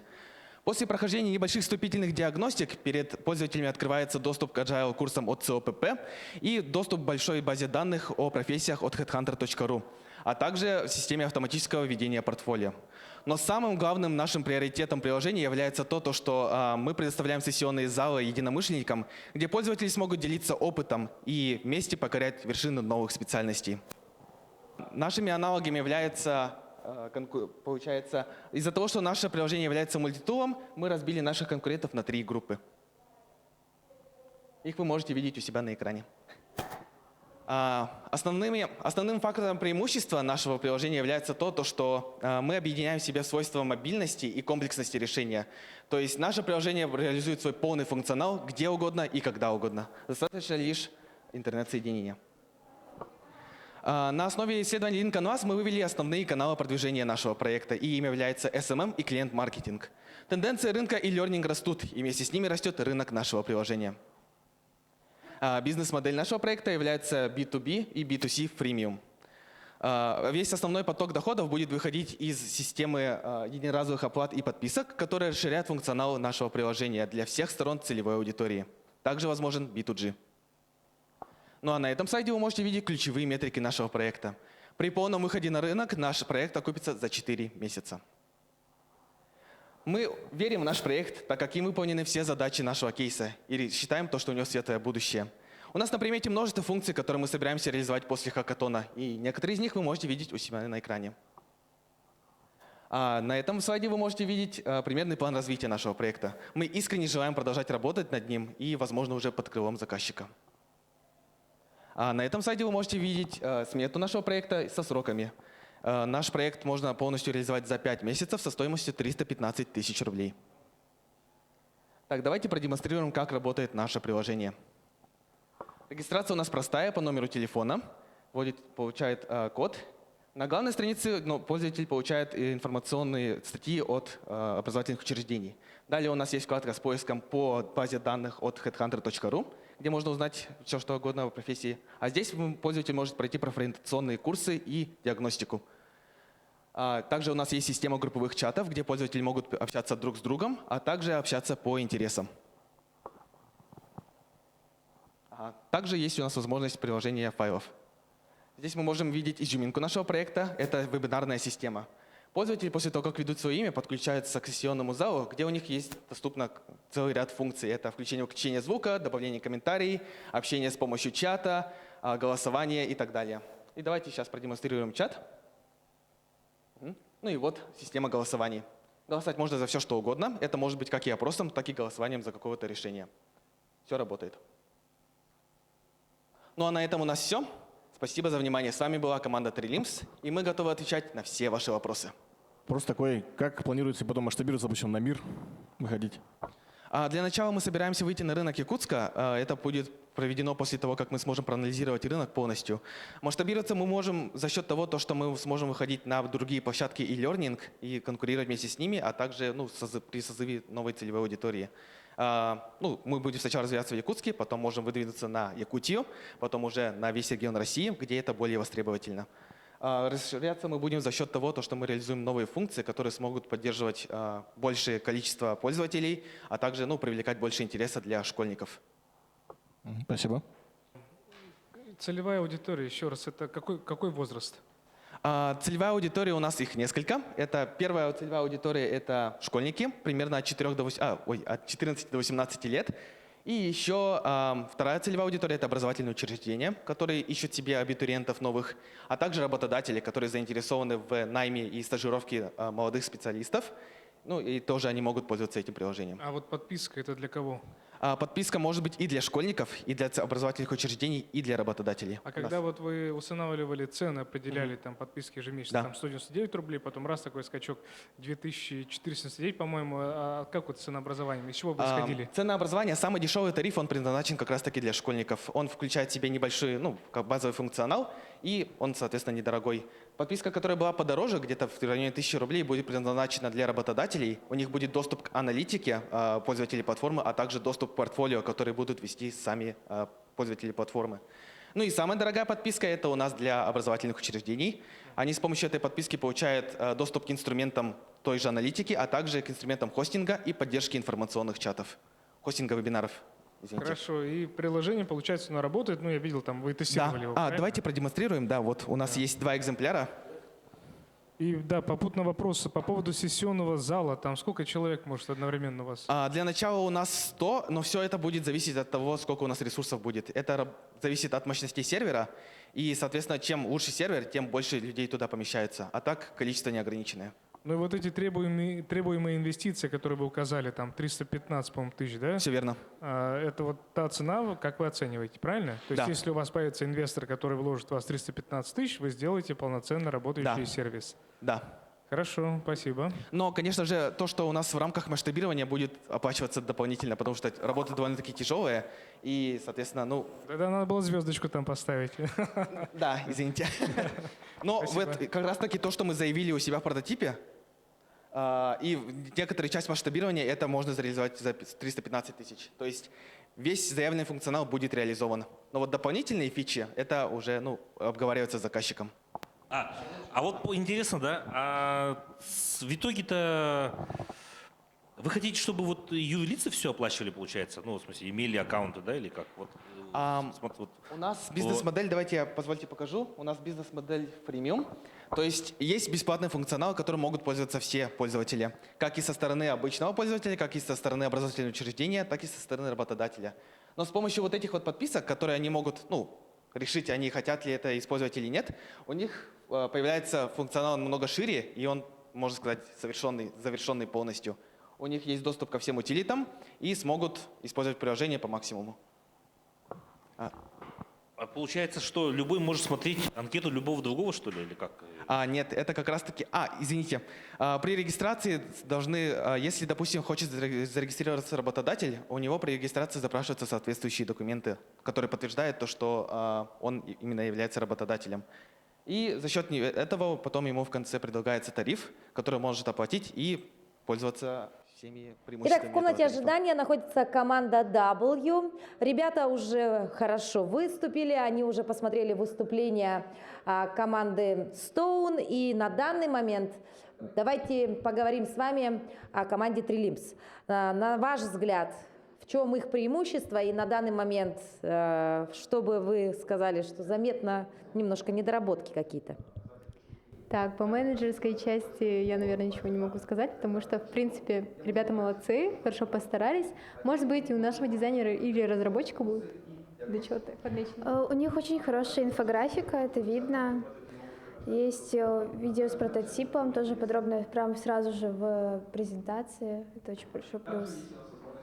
С вашей точки зрения, по пятибалльной шкале Trilims на данный момент сколько? 5. Итак, команда Trilims, во-первых, принимайте поздравления. Поздравляю вас с успешным выступлением. А вот на ваш взгляд, все-таки оно было успешным или чуточку чего-то не доработали? Получается, наше выступление в принципе можно назвать успешным. Конечно, появились некоторые недочеты, которые, оказывается, все-таки следовало доработать. Но в целом мне кажется, мы довольны своим выступлением, да? В целом все хорошо вышло.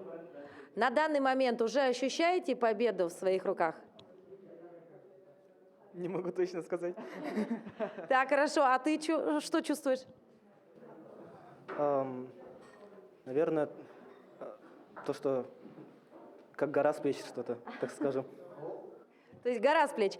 Хорошо. В момент выступления в какую-то секунду было страшно? Да, конечно, было страшно. Скорее всего, было страшнее всего, когда мы начали описывать функционал нашего проекта, так как в нашем проекте реализовано очень много функционала, и хотелось бы все это оставить у себя в мозгу, чтобы все рассказать и ничего не забыть. Кто-нибудь из судей, может быть, немножечко тебя вывел из баланса? Не думаю. Мне кажется, все судьи хорошо довольно-таки нас послушали. Мы потом с ними хорошо поговорили, ответили на вопросы, и хорошо, мирно разошлись. Мирно разошлись, да? То есть возможен был и другой, да, исход? Вполне. Очень даже, да. Вполне.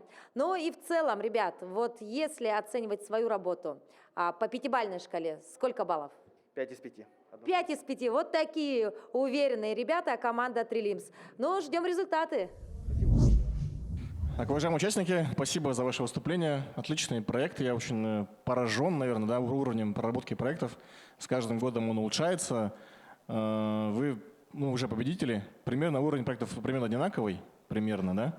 Есть, конечно, чуть-чуть, может быть, лучше проработали как ребята, но в целом я считаю, что вы прям все готовы для внедрения этих проектов дальше в жизнь.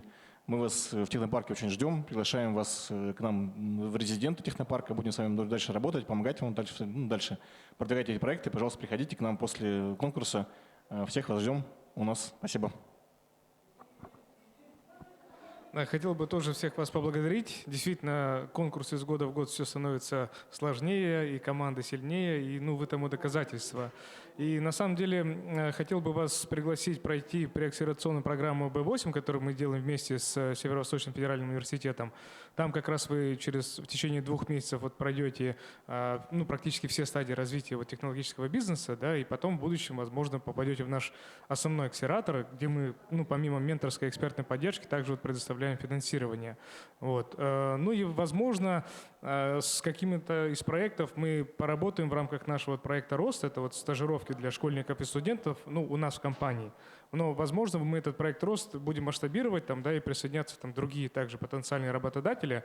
И, соответственно, вы получите, так скажем, возможность протестировать свои гипотезы и возможность заработать. Спасибо. Да, хочу поблагодарить вас, все команды, которые вошли в финал, да, с завершением такого большого пути, да, который давно уже начался у нас. Этот 7-й год моей профессии IT. У вас у всех отличные проекты, да? И видно, что вы сильно поработали над презентационной стороной, потому что презентации тоже очень высокого уровня, да, кто-то постарался над мичерами поработал, кто-то постарался, да, добавил еще и аналоговые материалы, да, это тоже очень интересно. Ну, благодарю вас за то, что многие из вас, я понимаю, что уже не первый год участвуют в этом конкурсе, да? Я как раз спрашивал, на каком курсе кто находится. Это очень интересно, и хорошо, что вы с этим конкурсом продолжаете дружить и в нем внутри развиваетесь, да?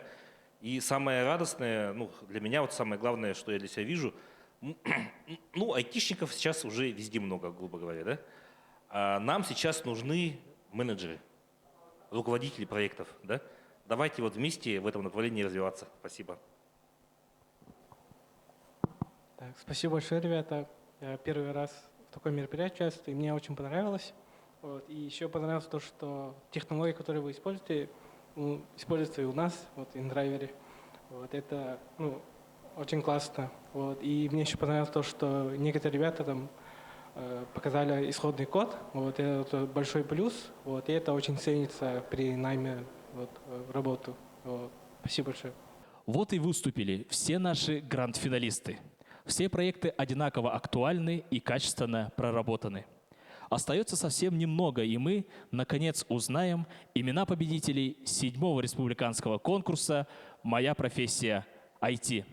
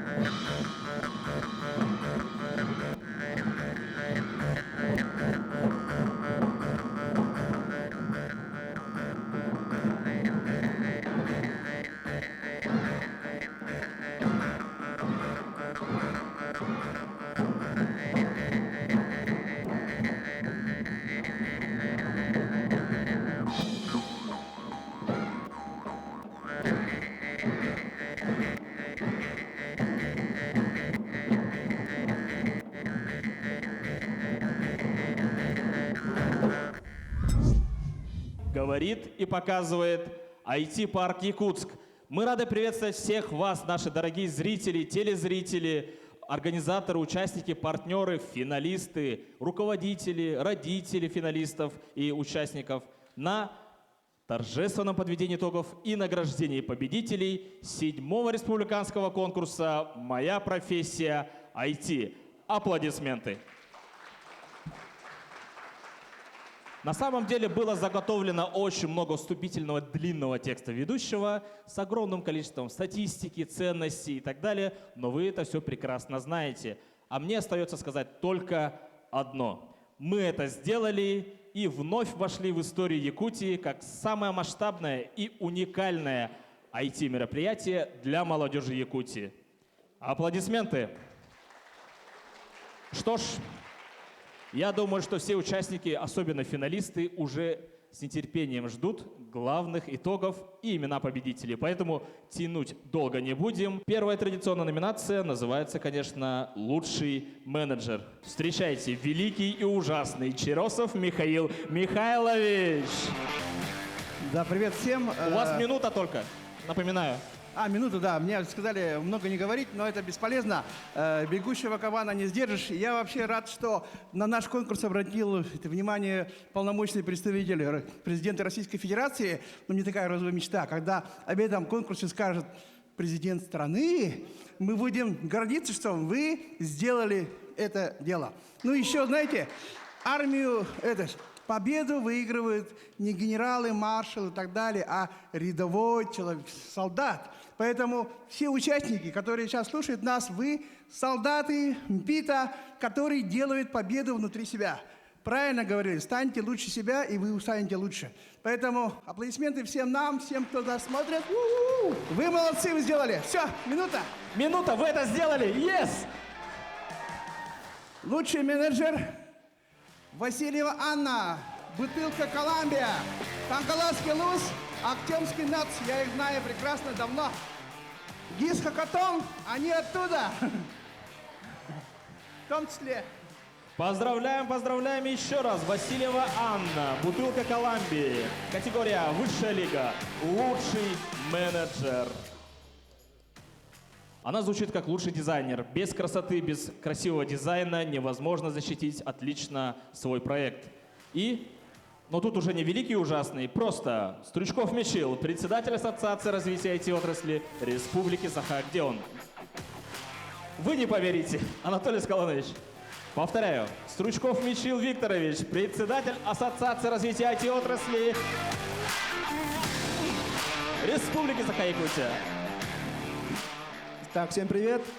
Так, Коля, напомни, что я должен объявить? Лучший дизайнер, лучший дизайнер. Лучший дизайнер какой категории? Высшая лига. Окей, так, у нас все как бы идет экспромтом. Я сейчас хотел бы вручить звание лучшего дизайнера в категории Даниловой Дарине. Аплодисменты! Лучший дизайнер. Встречайте, встречайте. Данилова Дарина, команда «Коммунистический хлеб». Лучший дизайнер высшей лиги категории А. Фотографируем. Входим в историю МПИТ.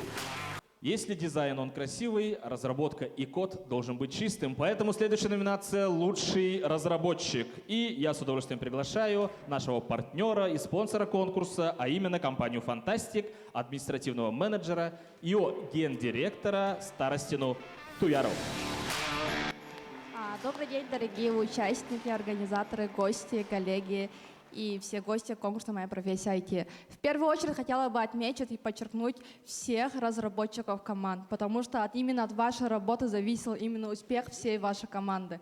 Итак, в номинации «Лучший разработчик» категории А вручается Зеленскому Данилу, команда 14 МВ.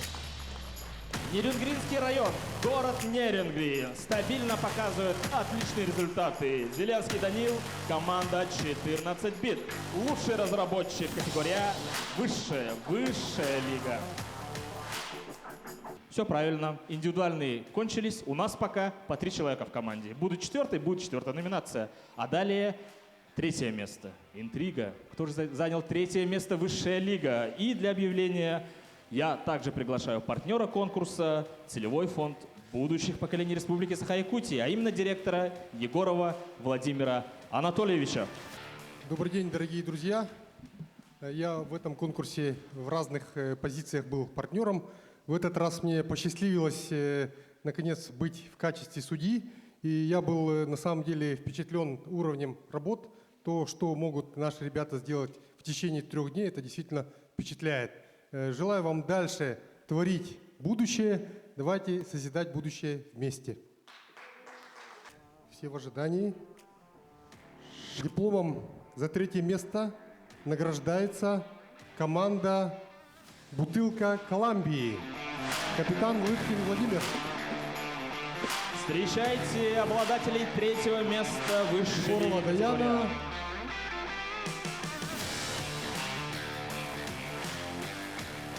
Естественно, они становятся обладателями наших специальных призов, денежных призов и других мерчей и подарков от наших партнеров и спонсоров. Рядом со мной находится команда «Бутылка Колумбии». Но хотелось бы, во-первых, в первую очередь поздравить тебя. Красотка. Номинация «Лучший менеджер». Ожидала этого? Честно говоря, вообще нет, потому что, не знаю, мне кажется, достаточно мало объема работы было проделано для того, чтобы занять такую номинацию. Я бы себя лучшим менеджером не назвала. Как ты думаешь, все-таки эта номинация была за проделанную, подготовленную работу или за, знаешь, такое быстрое реагирование на вопросы, которые задавали тебе судьи? Мне кажется, что там... Нет, получается, там есть 3 критерия, и это, получается, продуманность, то есть именно бизнес-плана. Есть еще командная работа и, то есть... Ну, типа реализация проекта именно по ступенькам. Планировка, короче. Вот. Ну, то есть по всем 3 критериям ты выполнила все свое лучшее, и поэтому, да? Наверное, да. То есть даже сейчас ты все равно сомневаешься немножко, да, что это не твоя номинация? Есть такое. Есть такое. Хорошо, ребят, но я у всех сегодня спрашиваю, денежные призы очень хорошие, на что будем тратить? Я должна 2000 поставить на то, чтобы прокормить их. Прокормить их, хорошо, ну а остатки? Остатки я хотела потратить на репетиторов, чтобы сдать экзамен получше, но, как видите, деньги отдадут уже тогда, когда мы закончим сдавать экзамены, поэтому я не знаю, без понятия. Хорошо, на что потратить? Даже не знаю. Еще нет? Нет, еще нет. Я тоже еще не. Тоже нет. Но вы являетесь одной такой из самых спокойных, скромных, да, команд этого мероприятия. Когда услышали, да, вот о том, что заняли 3-е место, первые эмоции какие были? Мы такое ожидали. Ожидали? То есть так, опять же, спокойно все приняли? Есть такое. Есть такое. На сцену выходили тоже спокойно? Относительно. Относительно. Ну а когда тебя объявили лучшим менеджером, тоже так же спокойно воспринимаешь информацию? Ну, потому что у меня баллов просто на видео, типа там, короче, появляется видео, и там рядом балл, и у меня, получается, было баллов больше всех. Я ожидала, но в какой-то момент сначала думала, что это шутка, но типа да. Скажи, ребят, у вас совсем скоро в будущем, да, предстоит выбрать свою профессию, да? Все-таки IT – это ваше будущее или это пока вот такое увлечение? Возможно, да, возможно, нет, потому что я изначально планировала на архитектурный идти, но, видимо, не успею подготовиться к вступительным, вот. Поэтому, наверное, все-таки пойду на IT. Однозначно IT. Скорее всего, да. Что, ребят, поздравляю вас, всего хорошего вам, спасибо большое. И с прошлого года мы максимально сохраняли интригу и одновременно озвучим, покажем, кто же, у нас 2 команды осталось. Тут 50 на 50 и устроим немножко шоу, а шоу нам устроит Козулина Александра Васильевна, руководитель Синец Парк. Добрый день, коллеги, друзья. Ребята, спасибо большое за такое классное мероприятие организаторам. Спасибо большое, что вы все участвуете, прокачиваете свои скиллы. Это действительно важно. И не только профскиллы, да, харды, но и командный дух, командная работа. Это очень здорово. Все это пригодится вам в будущем. И вчера был очень классный день, когда мы были на финале. Мы сломали мозг, когда все ребята защищались. И у нас такой был сложный выбор, когда мы не смогли... В общем, вы сейчас все увидите, да? Посмотрим, да? Мы должны посмотреть. Итак, внимание на экран. Ага. Вы все видите на экране. 1-е, 2-е место. 2 команды. и 14 бит. Ребята с Нерчинска, все на сцену. Ура! Это того стоило. Впервые в истории МП за 7 лет существования две команды занимают одновременно и первое, и второе место. Выходите, выходите. Мир, дружба, жвачка. Команда ЯК и команда 14 бит. Все толпой, все на сцену. Поздравляем, поздравляем, поздравляем. Разбирайте свои сертификаты, разбирайте свои дипломы. Не задавите нашу девушку и еще вторую тоже. Спасибо. Просим подойти и встать посередине. Александр, конечно, вы тоже. Победители высшей лиги категории А. Команда ЯК и 14 бит. Еще раз аплодисменты. Аплодисменты. Итак, ребята, примите поздравления. Первые эмоции мы уже видели ваши, то есть такое ликование, да? Вопрос такой, считаете ли вы, что достойно заняли первое место? Да, я считаю.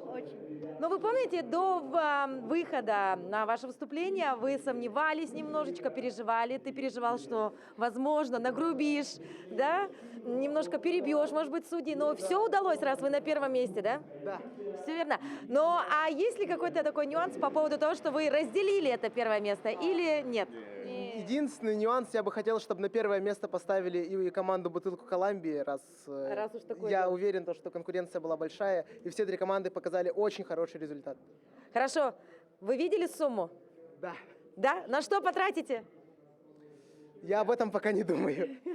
А ты думаешь, на что потратишь? Да, я, пожалуй, монитор себе куплю второй. Мне очень понравилось работать со вторым монитором.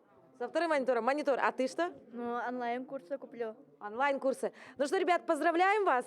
Крутые, классные.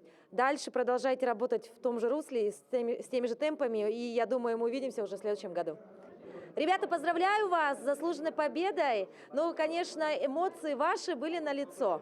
Особенно у нашего менеджера, да?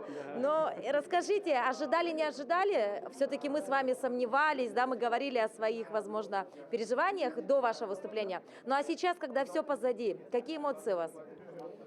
Определенно радость. Я с самого начала не ожидал ничего. Я просто хотел узнать результаты. Все-таки труд — это труд, и нужно просто показать свое упорство. Разделение мест было абсолютно неожиданным. Я предполагал, что может произойти многое, но чтобы мы обе команды взяли первое место, это безгранно круто, очень круто. Вы мне рассказывали до того момента, пока вот объявили, да, о том, что сюда вы добирались на подушке, потом на поезде. Вы понимаете, что сейчас вам нужно будет возвращаться с крупной суммой денег? То есть с такими неплохими финансовыми, да, купюрами. Что будете делать? Как будете справляться с этим? Или потратим все в Якутске и потом поедем в Нерюнгри? Ну, нужно дома все нести, все домой нести. Ну, видимо, придется использовать наш кейс. Если что, там ничего не будет, вы не узнаете, есть ли там или нет.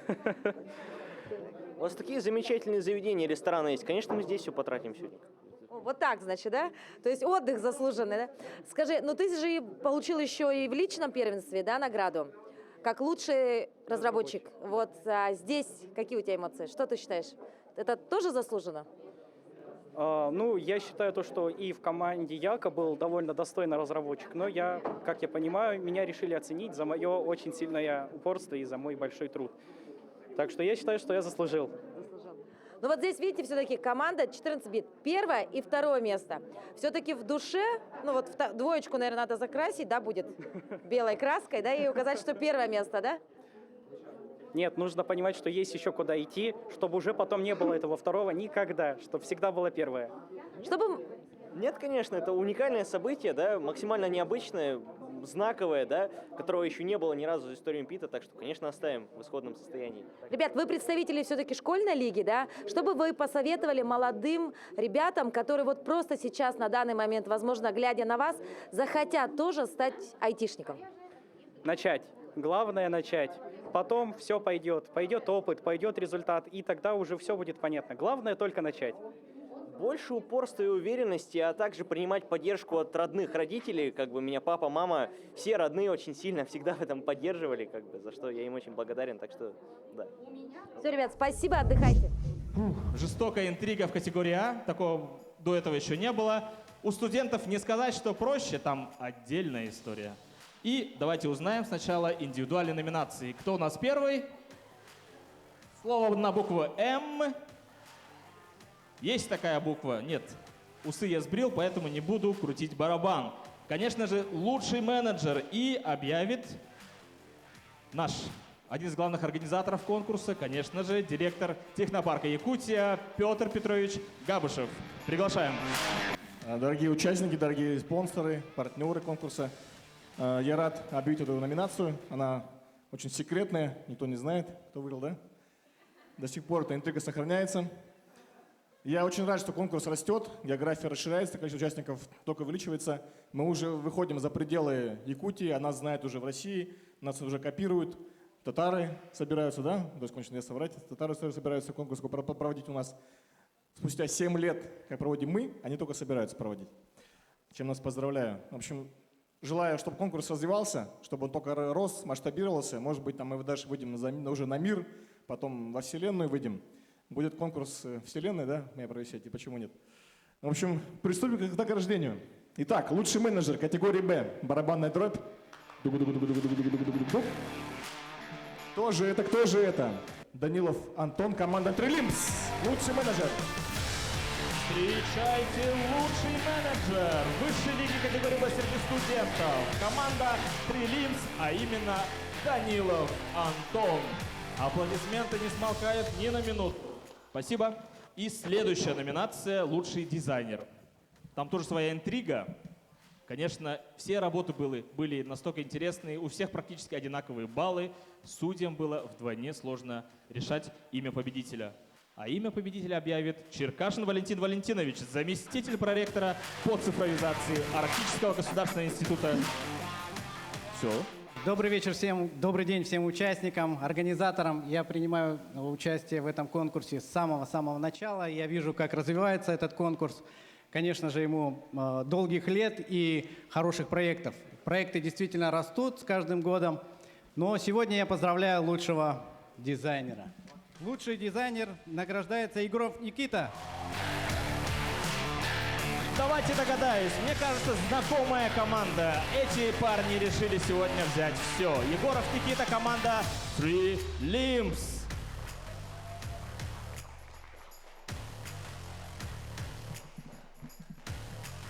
Лучший разработчик среди студентов – это очень крутая номинация.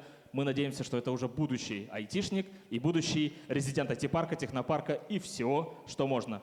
А имя объявит наш партнер, проректор по цифровому развитию СФУ имени Мосова Иванов Петр Петрович. Дорогие участники, все гости, организаторы, партнеры, огласить победителя номинации «Лучший разработчик». Кстати, мы уже победителям заказали проект, но мы готовы купить, и уже предварительные переговоры прошли, так что надеемся на лучший результат. Лучшим разработчиком объявляется Терентьев Геннадий, команда Three Limbs. Это сет, если говорить, что это покер, это сет. Все 3 индивидуальные номинации забирает суперкоманда Three Limbs. Лучший менеджер, лучший дизайнер и Терентьев Геннадий, лучший разработчик. И 3 место. Высшая лига среди студентов. Приглашаем представителя титульного спонсора конкурса, директора Фонда развития инноваций Республики Саха-Якутия Ефимова Василия Васильевича. Спасибо, Николай. Всем привет. Очень рад, что сегодня состоится такое замечательное награждение. Вообще конкурс «Моя профессия IT», он для меня такой значимый, потому что 5 лет назад, когда я вошел в эту инновационную экосистему в феврале 2017 года, это был первый масштабный конкурс, где я увидел большое количество таких горящих глаз там, да, и очень рад, что конкурс расширяется, масштабируется, и очень горжусь тем, что я являюсь свидетелем эволюции этого конкурса. Там, да, эволюции не только самого конкурса, но также эволюции Мичила Стручкова, главного организатора. Давайте ему поаплодируем. Потому что на самом деле это очень большой труд для того, чтобы организовать такой масштаб на всю республику. Но я уверен, что, как Петр Петрович сказал, что конкурс будет масштабироваться за пределы республики, там, да, но обязательно на территорию России мы охватим. И хотел бы сейчас озвучить команду, которая заняла 3-е место в высшей лиге категории «Б». Команда с очень простым названием W. Аплодисменты! 3-е место, высшая лига, категория «Б», команда W, который представляет Северо-Восточный федеральный университет имени Максима Кировича Амосова. Ну что, ребята, примите поздравления. Как расцениваете свое почетное 3-е место? Что и следовало ожидать, наверное. Ну, мы были готовы ко всему. Все нормально. Ребята, ну до вашего выступления мы говорили с вами на тему того, что вы часто занимаете первые места. Не часто, а постоянно. То есть это было первое ваше 3-е место, да? Обидно немножко? Ну, в принципе, да, потому что если бы мы 3 раза заняли 1-е место, да, с начала нашего создания, нашей команды, то, ну, это было бы легендарно, наверное. Но ничего, проигрыш тоже бывает. Трилимс молодцы, мы их поддерживаем. В чем считаете упущение ваше все-таки, вот сейчас, оглядываясь назад? В первую очередь то, что мы уже работаем, параллельно учимся, и дополнительно мы были экспертами для школьников. То есть не хватило немножко времени? Да, не хватило времени. Так, опять интрига. Да что уж скрывать. 2-е и 1-е место. Все верно. И для объявления имени победителя лучшей студенческой команды, считайте, будущих наших айтишников, я с удовольствием приглашаю министра инноваций Якутии Анатолия Скалоновича Семенова. Добрый день, дорогие друзья, уважаемые участники, организаторы, спонсоры, партнеры. Мне на самом деле почему-то вот я всегда, когда соотношусь с таким мероприятием, мы его делаем действительно уже давно, да, и он уже становится таким действительно большим проектом, значимым. Мне немножко грустно, Владимир Анатольевич. Я вам просто скажу, почему. Потому что все тут математики, все быстро посчитают. У нас на самом деле в этом году приняло участие в конкурсе 5000 человек. Да, проходили онлайн-тестирование, там 534 команды, непосредственно участников 2500 человек. Поступить места в вузах и СУЗах на профильное образование у нас меньше 500. То есть там вместе с техникумом Покровским колледжем, вместе с АГИКИ, с АГАТУ, с ИВФУ, с колледжем связи имени Дудкина, вместе с бывшим ЕГТИ, да, то есть у нас около 500 мест всего.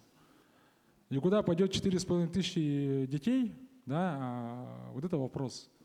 И мне кажется, нам, как республике, мне в том числе как члену правительства, надо задуматься о том, что нам нужно вот эту нашу молодежь, которая действительно, ребята, вы золотая молодежь, вы будущее IT-отрасли. Я даже вот смотрю, что если бы я был венчурным инвестором, я бы можно было в некоторые проекты, в некоторые команды просто брать сейчас, да, и на ранней стадии входить в проекты, потому что из вас вырастут будущие майтоны, будущие фантастики, будущие индрайверы и другие наши звезды якутского IT. Я в этом нисколько не сомневаюсь, потому что наш конкурс отличается от других, что у нас не Олимпиада, у нас именно побеждает команда. Да? То есть нужно собрать команду, нужно сделать готовый продукт и доказать свою жизнеспособность. И прийти вот такие горнила вот этих отборов, на самом деле это настолько цементирует команду. Я прям вижу ребят и знаю ребят, которые что действительно сегодня могут, ну, как вот сказал коллега с университета, можно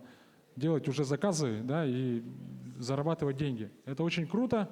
Но мне, еще раз говорю, мне немножко грустно, потому что действительно, к сожалению, мы не можем сегодня удовлетворить все потребности, чтобы ребята оставались в Якутии. Мне кажется, нам это Михаил Михайлович, Владимир Анатольевич, Петр Петрович, там, Мичил, всем, кто здесь присутствует, на подумать, да, для того, чтобы...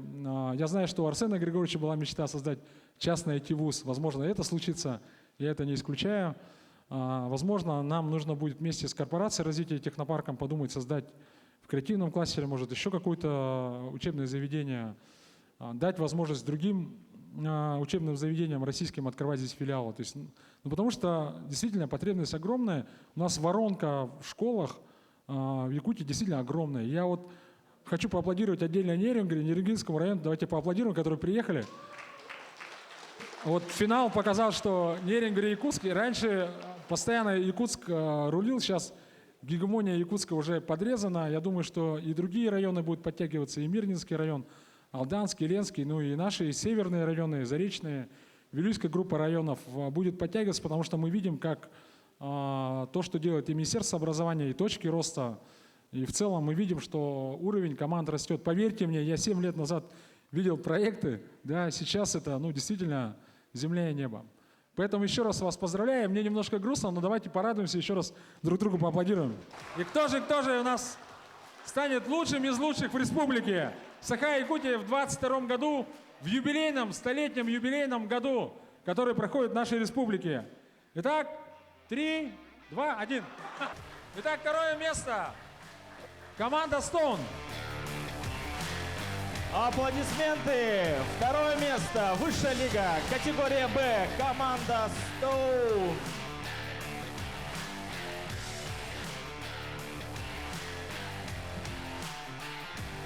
Первое место, которое забрала уже все практически. Можно еще что-нибудь не мотать. Команда Free Limbs. Встречайте команду Free Limbs. Команда Stone. Остаемся на месте.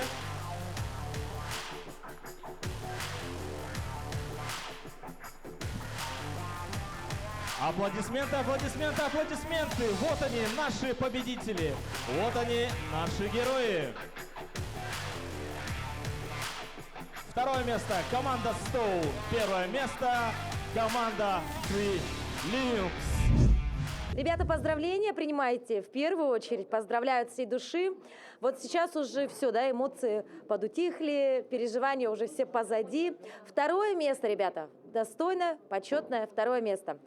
Какие эмоции сегодня вот вас переполняют? Трепет от следующей такой же соревнований и, конечно же, радость. Ну, меня радость переполняет. Я рада. Что же еще? До выступления ты была поактивнее, то есть у тебя даже речь была как-то сложнее. Что сейчас, подустала или грусть какая-то на душе? Нет, мы просто рады, то, что выиграли. Вот сейчас во время зала мы были такие просто перевозбужденные, а сейчас уже типа все стихло. Вот. Успокоились. Ну. Успокоились. 45 тысяч рублей. Традиционный вопрос. На что потратите? Буду копить лично я. А я куплю себе холодильник. Что купишь? Холодильник. Холодильник? Почему? В чем такая необходимость? Холодильника дома нет? Ну, я живу в съемной квартире, у нас холодильника нет, вот, поэтому еду хранить надо где-то. Вот так, молодец, такая простая, да, у нас? И последний вопрос. Вы возвращаетесь в Покровск с чувством такого, да, знаете, достойного выступления или все-таки с чувством, что что-то не доделали? Конечно же, достойного. Мы там уже оставили свое имя, первопроходцы. Но мы уже как будем гордостью нашего колледжа, в принципе, и немного подняли планку. И надеюсь, у нас, допустим, первокурсники, которые есть, тоже будут стремиться к этому и участвовать в больше таких мероприятий. Как ты думаешь, какие-то зачеты автоматом получишь? Я этого сильно хочу. Я тоже. Ну что, ребята, примите поздравления. Спасибо большое. Какие эмоции на данный момент? На самом деле мы очень рады тому, что вы выиграли, не ожидали. Очень классно, спасибо. Ну, помимо того, что вы заняли первое место в студенческой группе, да, так у тебя еще есть и личная, да, награда. То есть в совокупности у вас достаточно крупненькая сумма получается. Получается так. На что тратим деньги? Ну, мне бы кондиционер к лету. На установку кондиционера как раз. На 3D принтер. Обновление ноута. То есть смотри, они все по теме, по работе, а ты, значит, просто хочешь в прохладе сидеть. Ну, иначе я испепелюсь. Да, действительно, неспроста же ты, да, лучший менеджер, да, нужно заботиться в первую очередь о себе, о своем здоровье, о своем эмоциональном состоянии. Скажи честно, ты был уверен в том, что займешь вот в личном первенстве такое достойное место? Нет, я вообще не был уверен в том, что я займу. Все менеджеры показали то, что они действительно очень мощные. И я все время до последнего момента сомневался, что я ничего не займу. Кому хотим сказать спасибо сегодня в первую очередь? Спасибо организации МПИТ, конечно же. Очень веселый конкурс, нам понравился. Мы действительно постарались для него. Ну и МПИТ постарался для нас. Кому хочешь сказать спасибо сегодня? МПИТ. Спасибо всем организаторам, участникам и отдельно Алишеру, который предоставил мне флешку, чтобы загрузить последнюю презентацию. Большую благодарность дать нашему трекеру. Он с нами очень оперативно связывался, предоставлял всю актуальную информацию. И вот это вот как раз таки логистика, без нее бы мы, наверное, такими оперативными бы не были. Очень большое спасибо нашему трекеру. Хорошо, в следующем будете принимать участие? Возможно, ну, не знаю, возможно, будем. Ребят, ну вы знаете, что вы вот прервали ту цепочку побед команды W, которые занимали лишь первые места. И сегодня у вас такое, можно сказать, историческое событие. Да, абсолютно историческое событие. Мы давно к этому стремились. В этом году выложились на полную. Ну и, конечно же, результат не заставил себя ждать. Поздравляем вас, отдыхайте и празднуйте свою достойную победу. Скажите, пожалуйста, о своих эмоциях. Довольны ли вы проведением, организацией данного мероприятия? Ну, конкурс проходит 7-й раз. В 2016 году, когда мы его начинали, у нас было около 200 участников. В этом году охват составил 5000 человек. И, конечно, я доволен. 26 районов, 534 команды. Это очень серьезно. Причем уровень команды, если вы видели, вот, особенно 11 класс студенты, это готовые стартапы, готовые выполнять любые задачи, которые можно ставить, ну, любую задачу в сфере IT они решат. И мне немножко грустно, я сегодня об этом говорил, о том, что, к сожалению, из-за того, что у нас 5000 детей, скажем так, замотивированы остаться в IT-отрасли, это будущее якутского IT, но наши СУЗы, вузы могут принять только максимум 500 человек. Да, причем это с учетом педагогов и смежных специальностей. Поэтому, мне кажется, следующим этапом нам нужно разговаривать о развитии как раз приемной части именно СУЗов по профильным направлениям и вузов, для того, чтобы дети оставались в Якутии и действительно приносили пользу. Как вы думаете, почему специальность вот именно в IT-сфере сегодня так популярна среди подрастающего поколения? Ну, это системная работа всей республики. Мы уже этим занимаемся 10 лет. То есть созданы институты развития, есть IT-парк, есть акселератор. Но самое главное, я считаю, что это история успеха якутской компании. Это история успеха братьев Ушнинских Майтона, которая из 2 человек превратилась в тысячную компанию многомиллиардную. Это история успеха индрайвера Арсена Томского. Это история успеха братьев Готовцева «Фантастик». Это история успеха компании Скайберия, которая сейчас привлекла 200 миллионов рублей. И таких компаний уже сотни. Да? И мне кажется, как раз нужно понимать, вот мы всегда говорили, что якутянин, да, молодой человек, значит, должен знать 3 языка: якутский, русский и английский. Да? Сейчас каждый молодой человек или девушка должна знать 4 языка: якутский, русский, английский, язык программирования. Да, потому что, во-первых, вы востребованы будете в любой точке мира и страны, как вы видели, что первым указом о мерах поддержки президент страны подписал именно поддержку IT-отрасли. Это и отсрочка от армии, это и льготная ипотека, это и льготное кредитование, ну и республиканские меры поддержки. Потому что мы понимаем, насколько важно иметь собственные IT-разработки. Ну и вот санкции тоже показали, что надо делать все собственно российское. Поэтому вот сегодняшние участники — это вот как раз те люди, которые будут эту IT-суверенитет России создавать. Что бы вы могли пожелать молодому поколению, которые сейчас стоят так на распутье, да, и думают, пойти все-таки в IT-сферу или не пойти? Пойти в IT? Хороший слоган. На самом деле 100% надо идти. Дело в том, что если мы даже возьмем медицину, если мы возьмем стройку, стройка — это BIM-технологии. Сейчас уже и принят на федеральном уровне стандарт. От проектирования до ввода в эксплуатацию все делается в цифровом формате. Полностью. Смета, сам проект, сама стройка. Если мы говорим про медицину, вы видели, какой у нас кардиоцентр. Там только IT.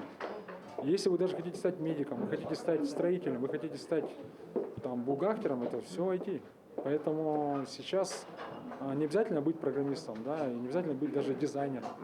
Есть очень много направлений там, от менеджмента, маркетинга и юридических наук, которые объединяют эту отрасль. И мы действительно хотим создать 10 тысяч рабочих мест в Якутии, потому что, как мы знаем, на рынке Якутии и в мире это самые высокооплачиваемые места. Мы верим, что эти места будут выше, чем добывающая промышленность. Скажите, пожалуйста, свои впечатления от данного мероприятия. Сегодня мне удалось побывать на этом мероприятии в качестве судьи одного из финалов. И, соответственно, во время финала ребята рассказывали свои работы, которые они сделали буквально за 3 дня. И мне было на самом деле очень удивительно, что за 3 дня можно школьникам, ну, три ребенка были в команде, да, сделать такой хороший проект, уже достаточно такой практически жизнеспособный. Мы, как целевой фонд «Будущее поколение», предоставили свой кейс, связанный с экосистемой развития детей и молодежи, да, и вот те ребята, которые выполняли вот этот кейс, они, в общем-то, сделали очень интересный проект, который, в принципе, имеет, наверное, такую перспективу дальше развиваться и быть внедренным в жизнь. Отметили ли вы для себя какую-то особенную команду? То есть выделили кого-то для себя?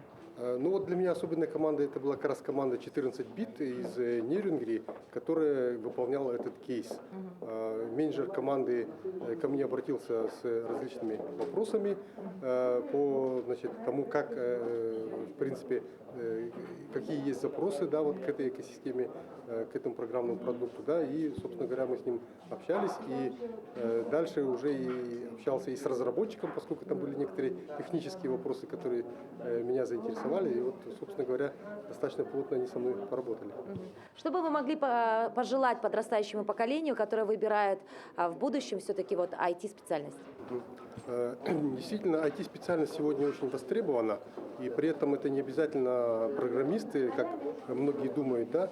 На самом деле и в IT-отрасли есть много разных специальностей, которые могут быть очень такие интересные, высокооплачиваемые, да, перспективные.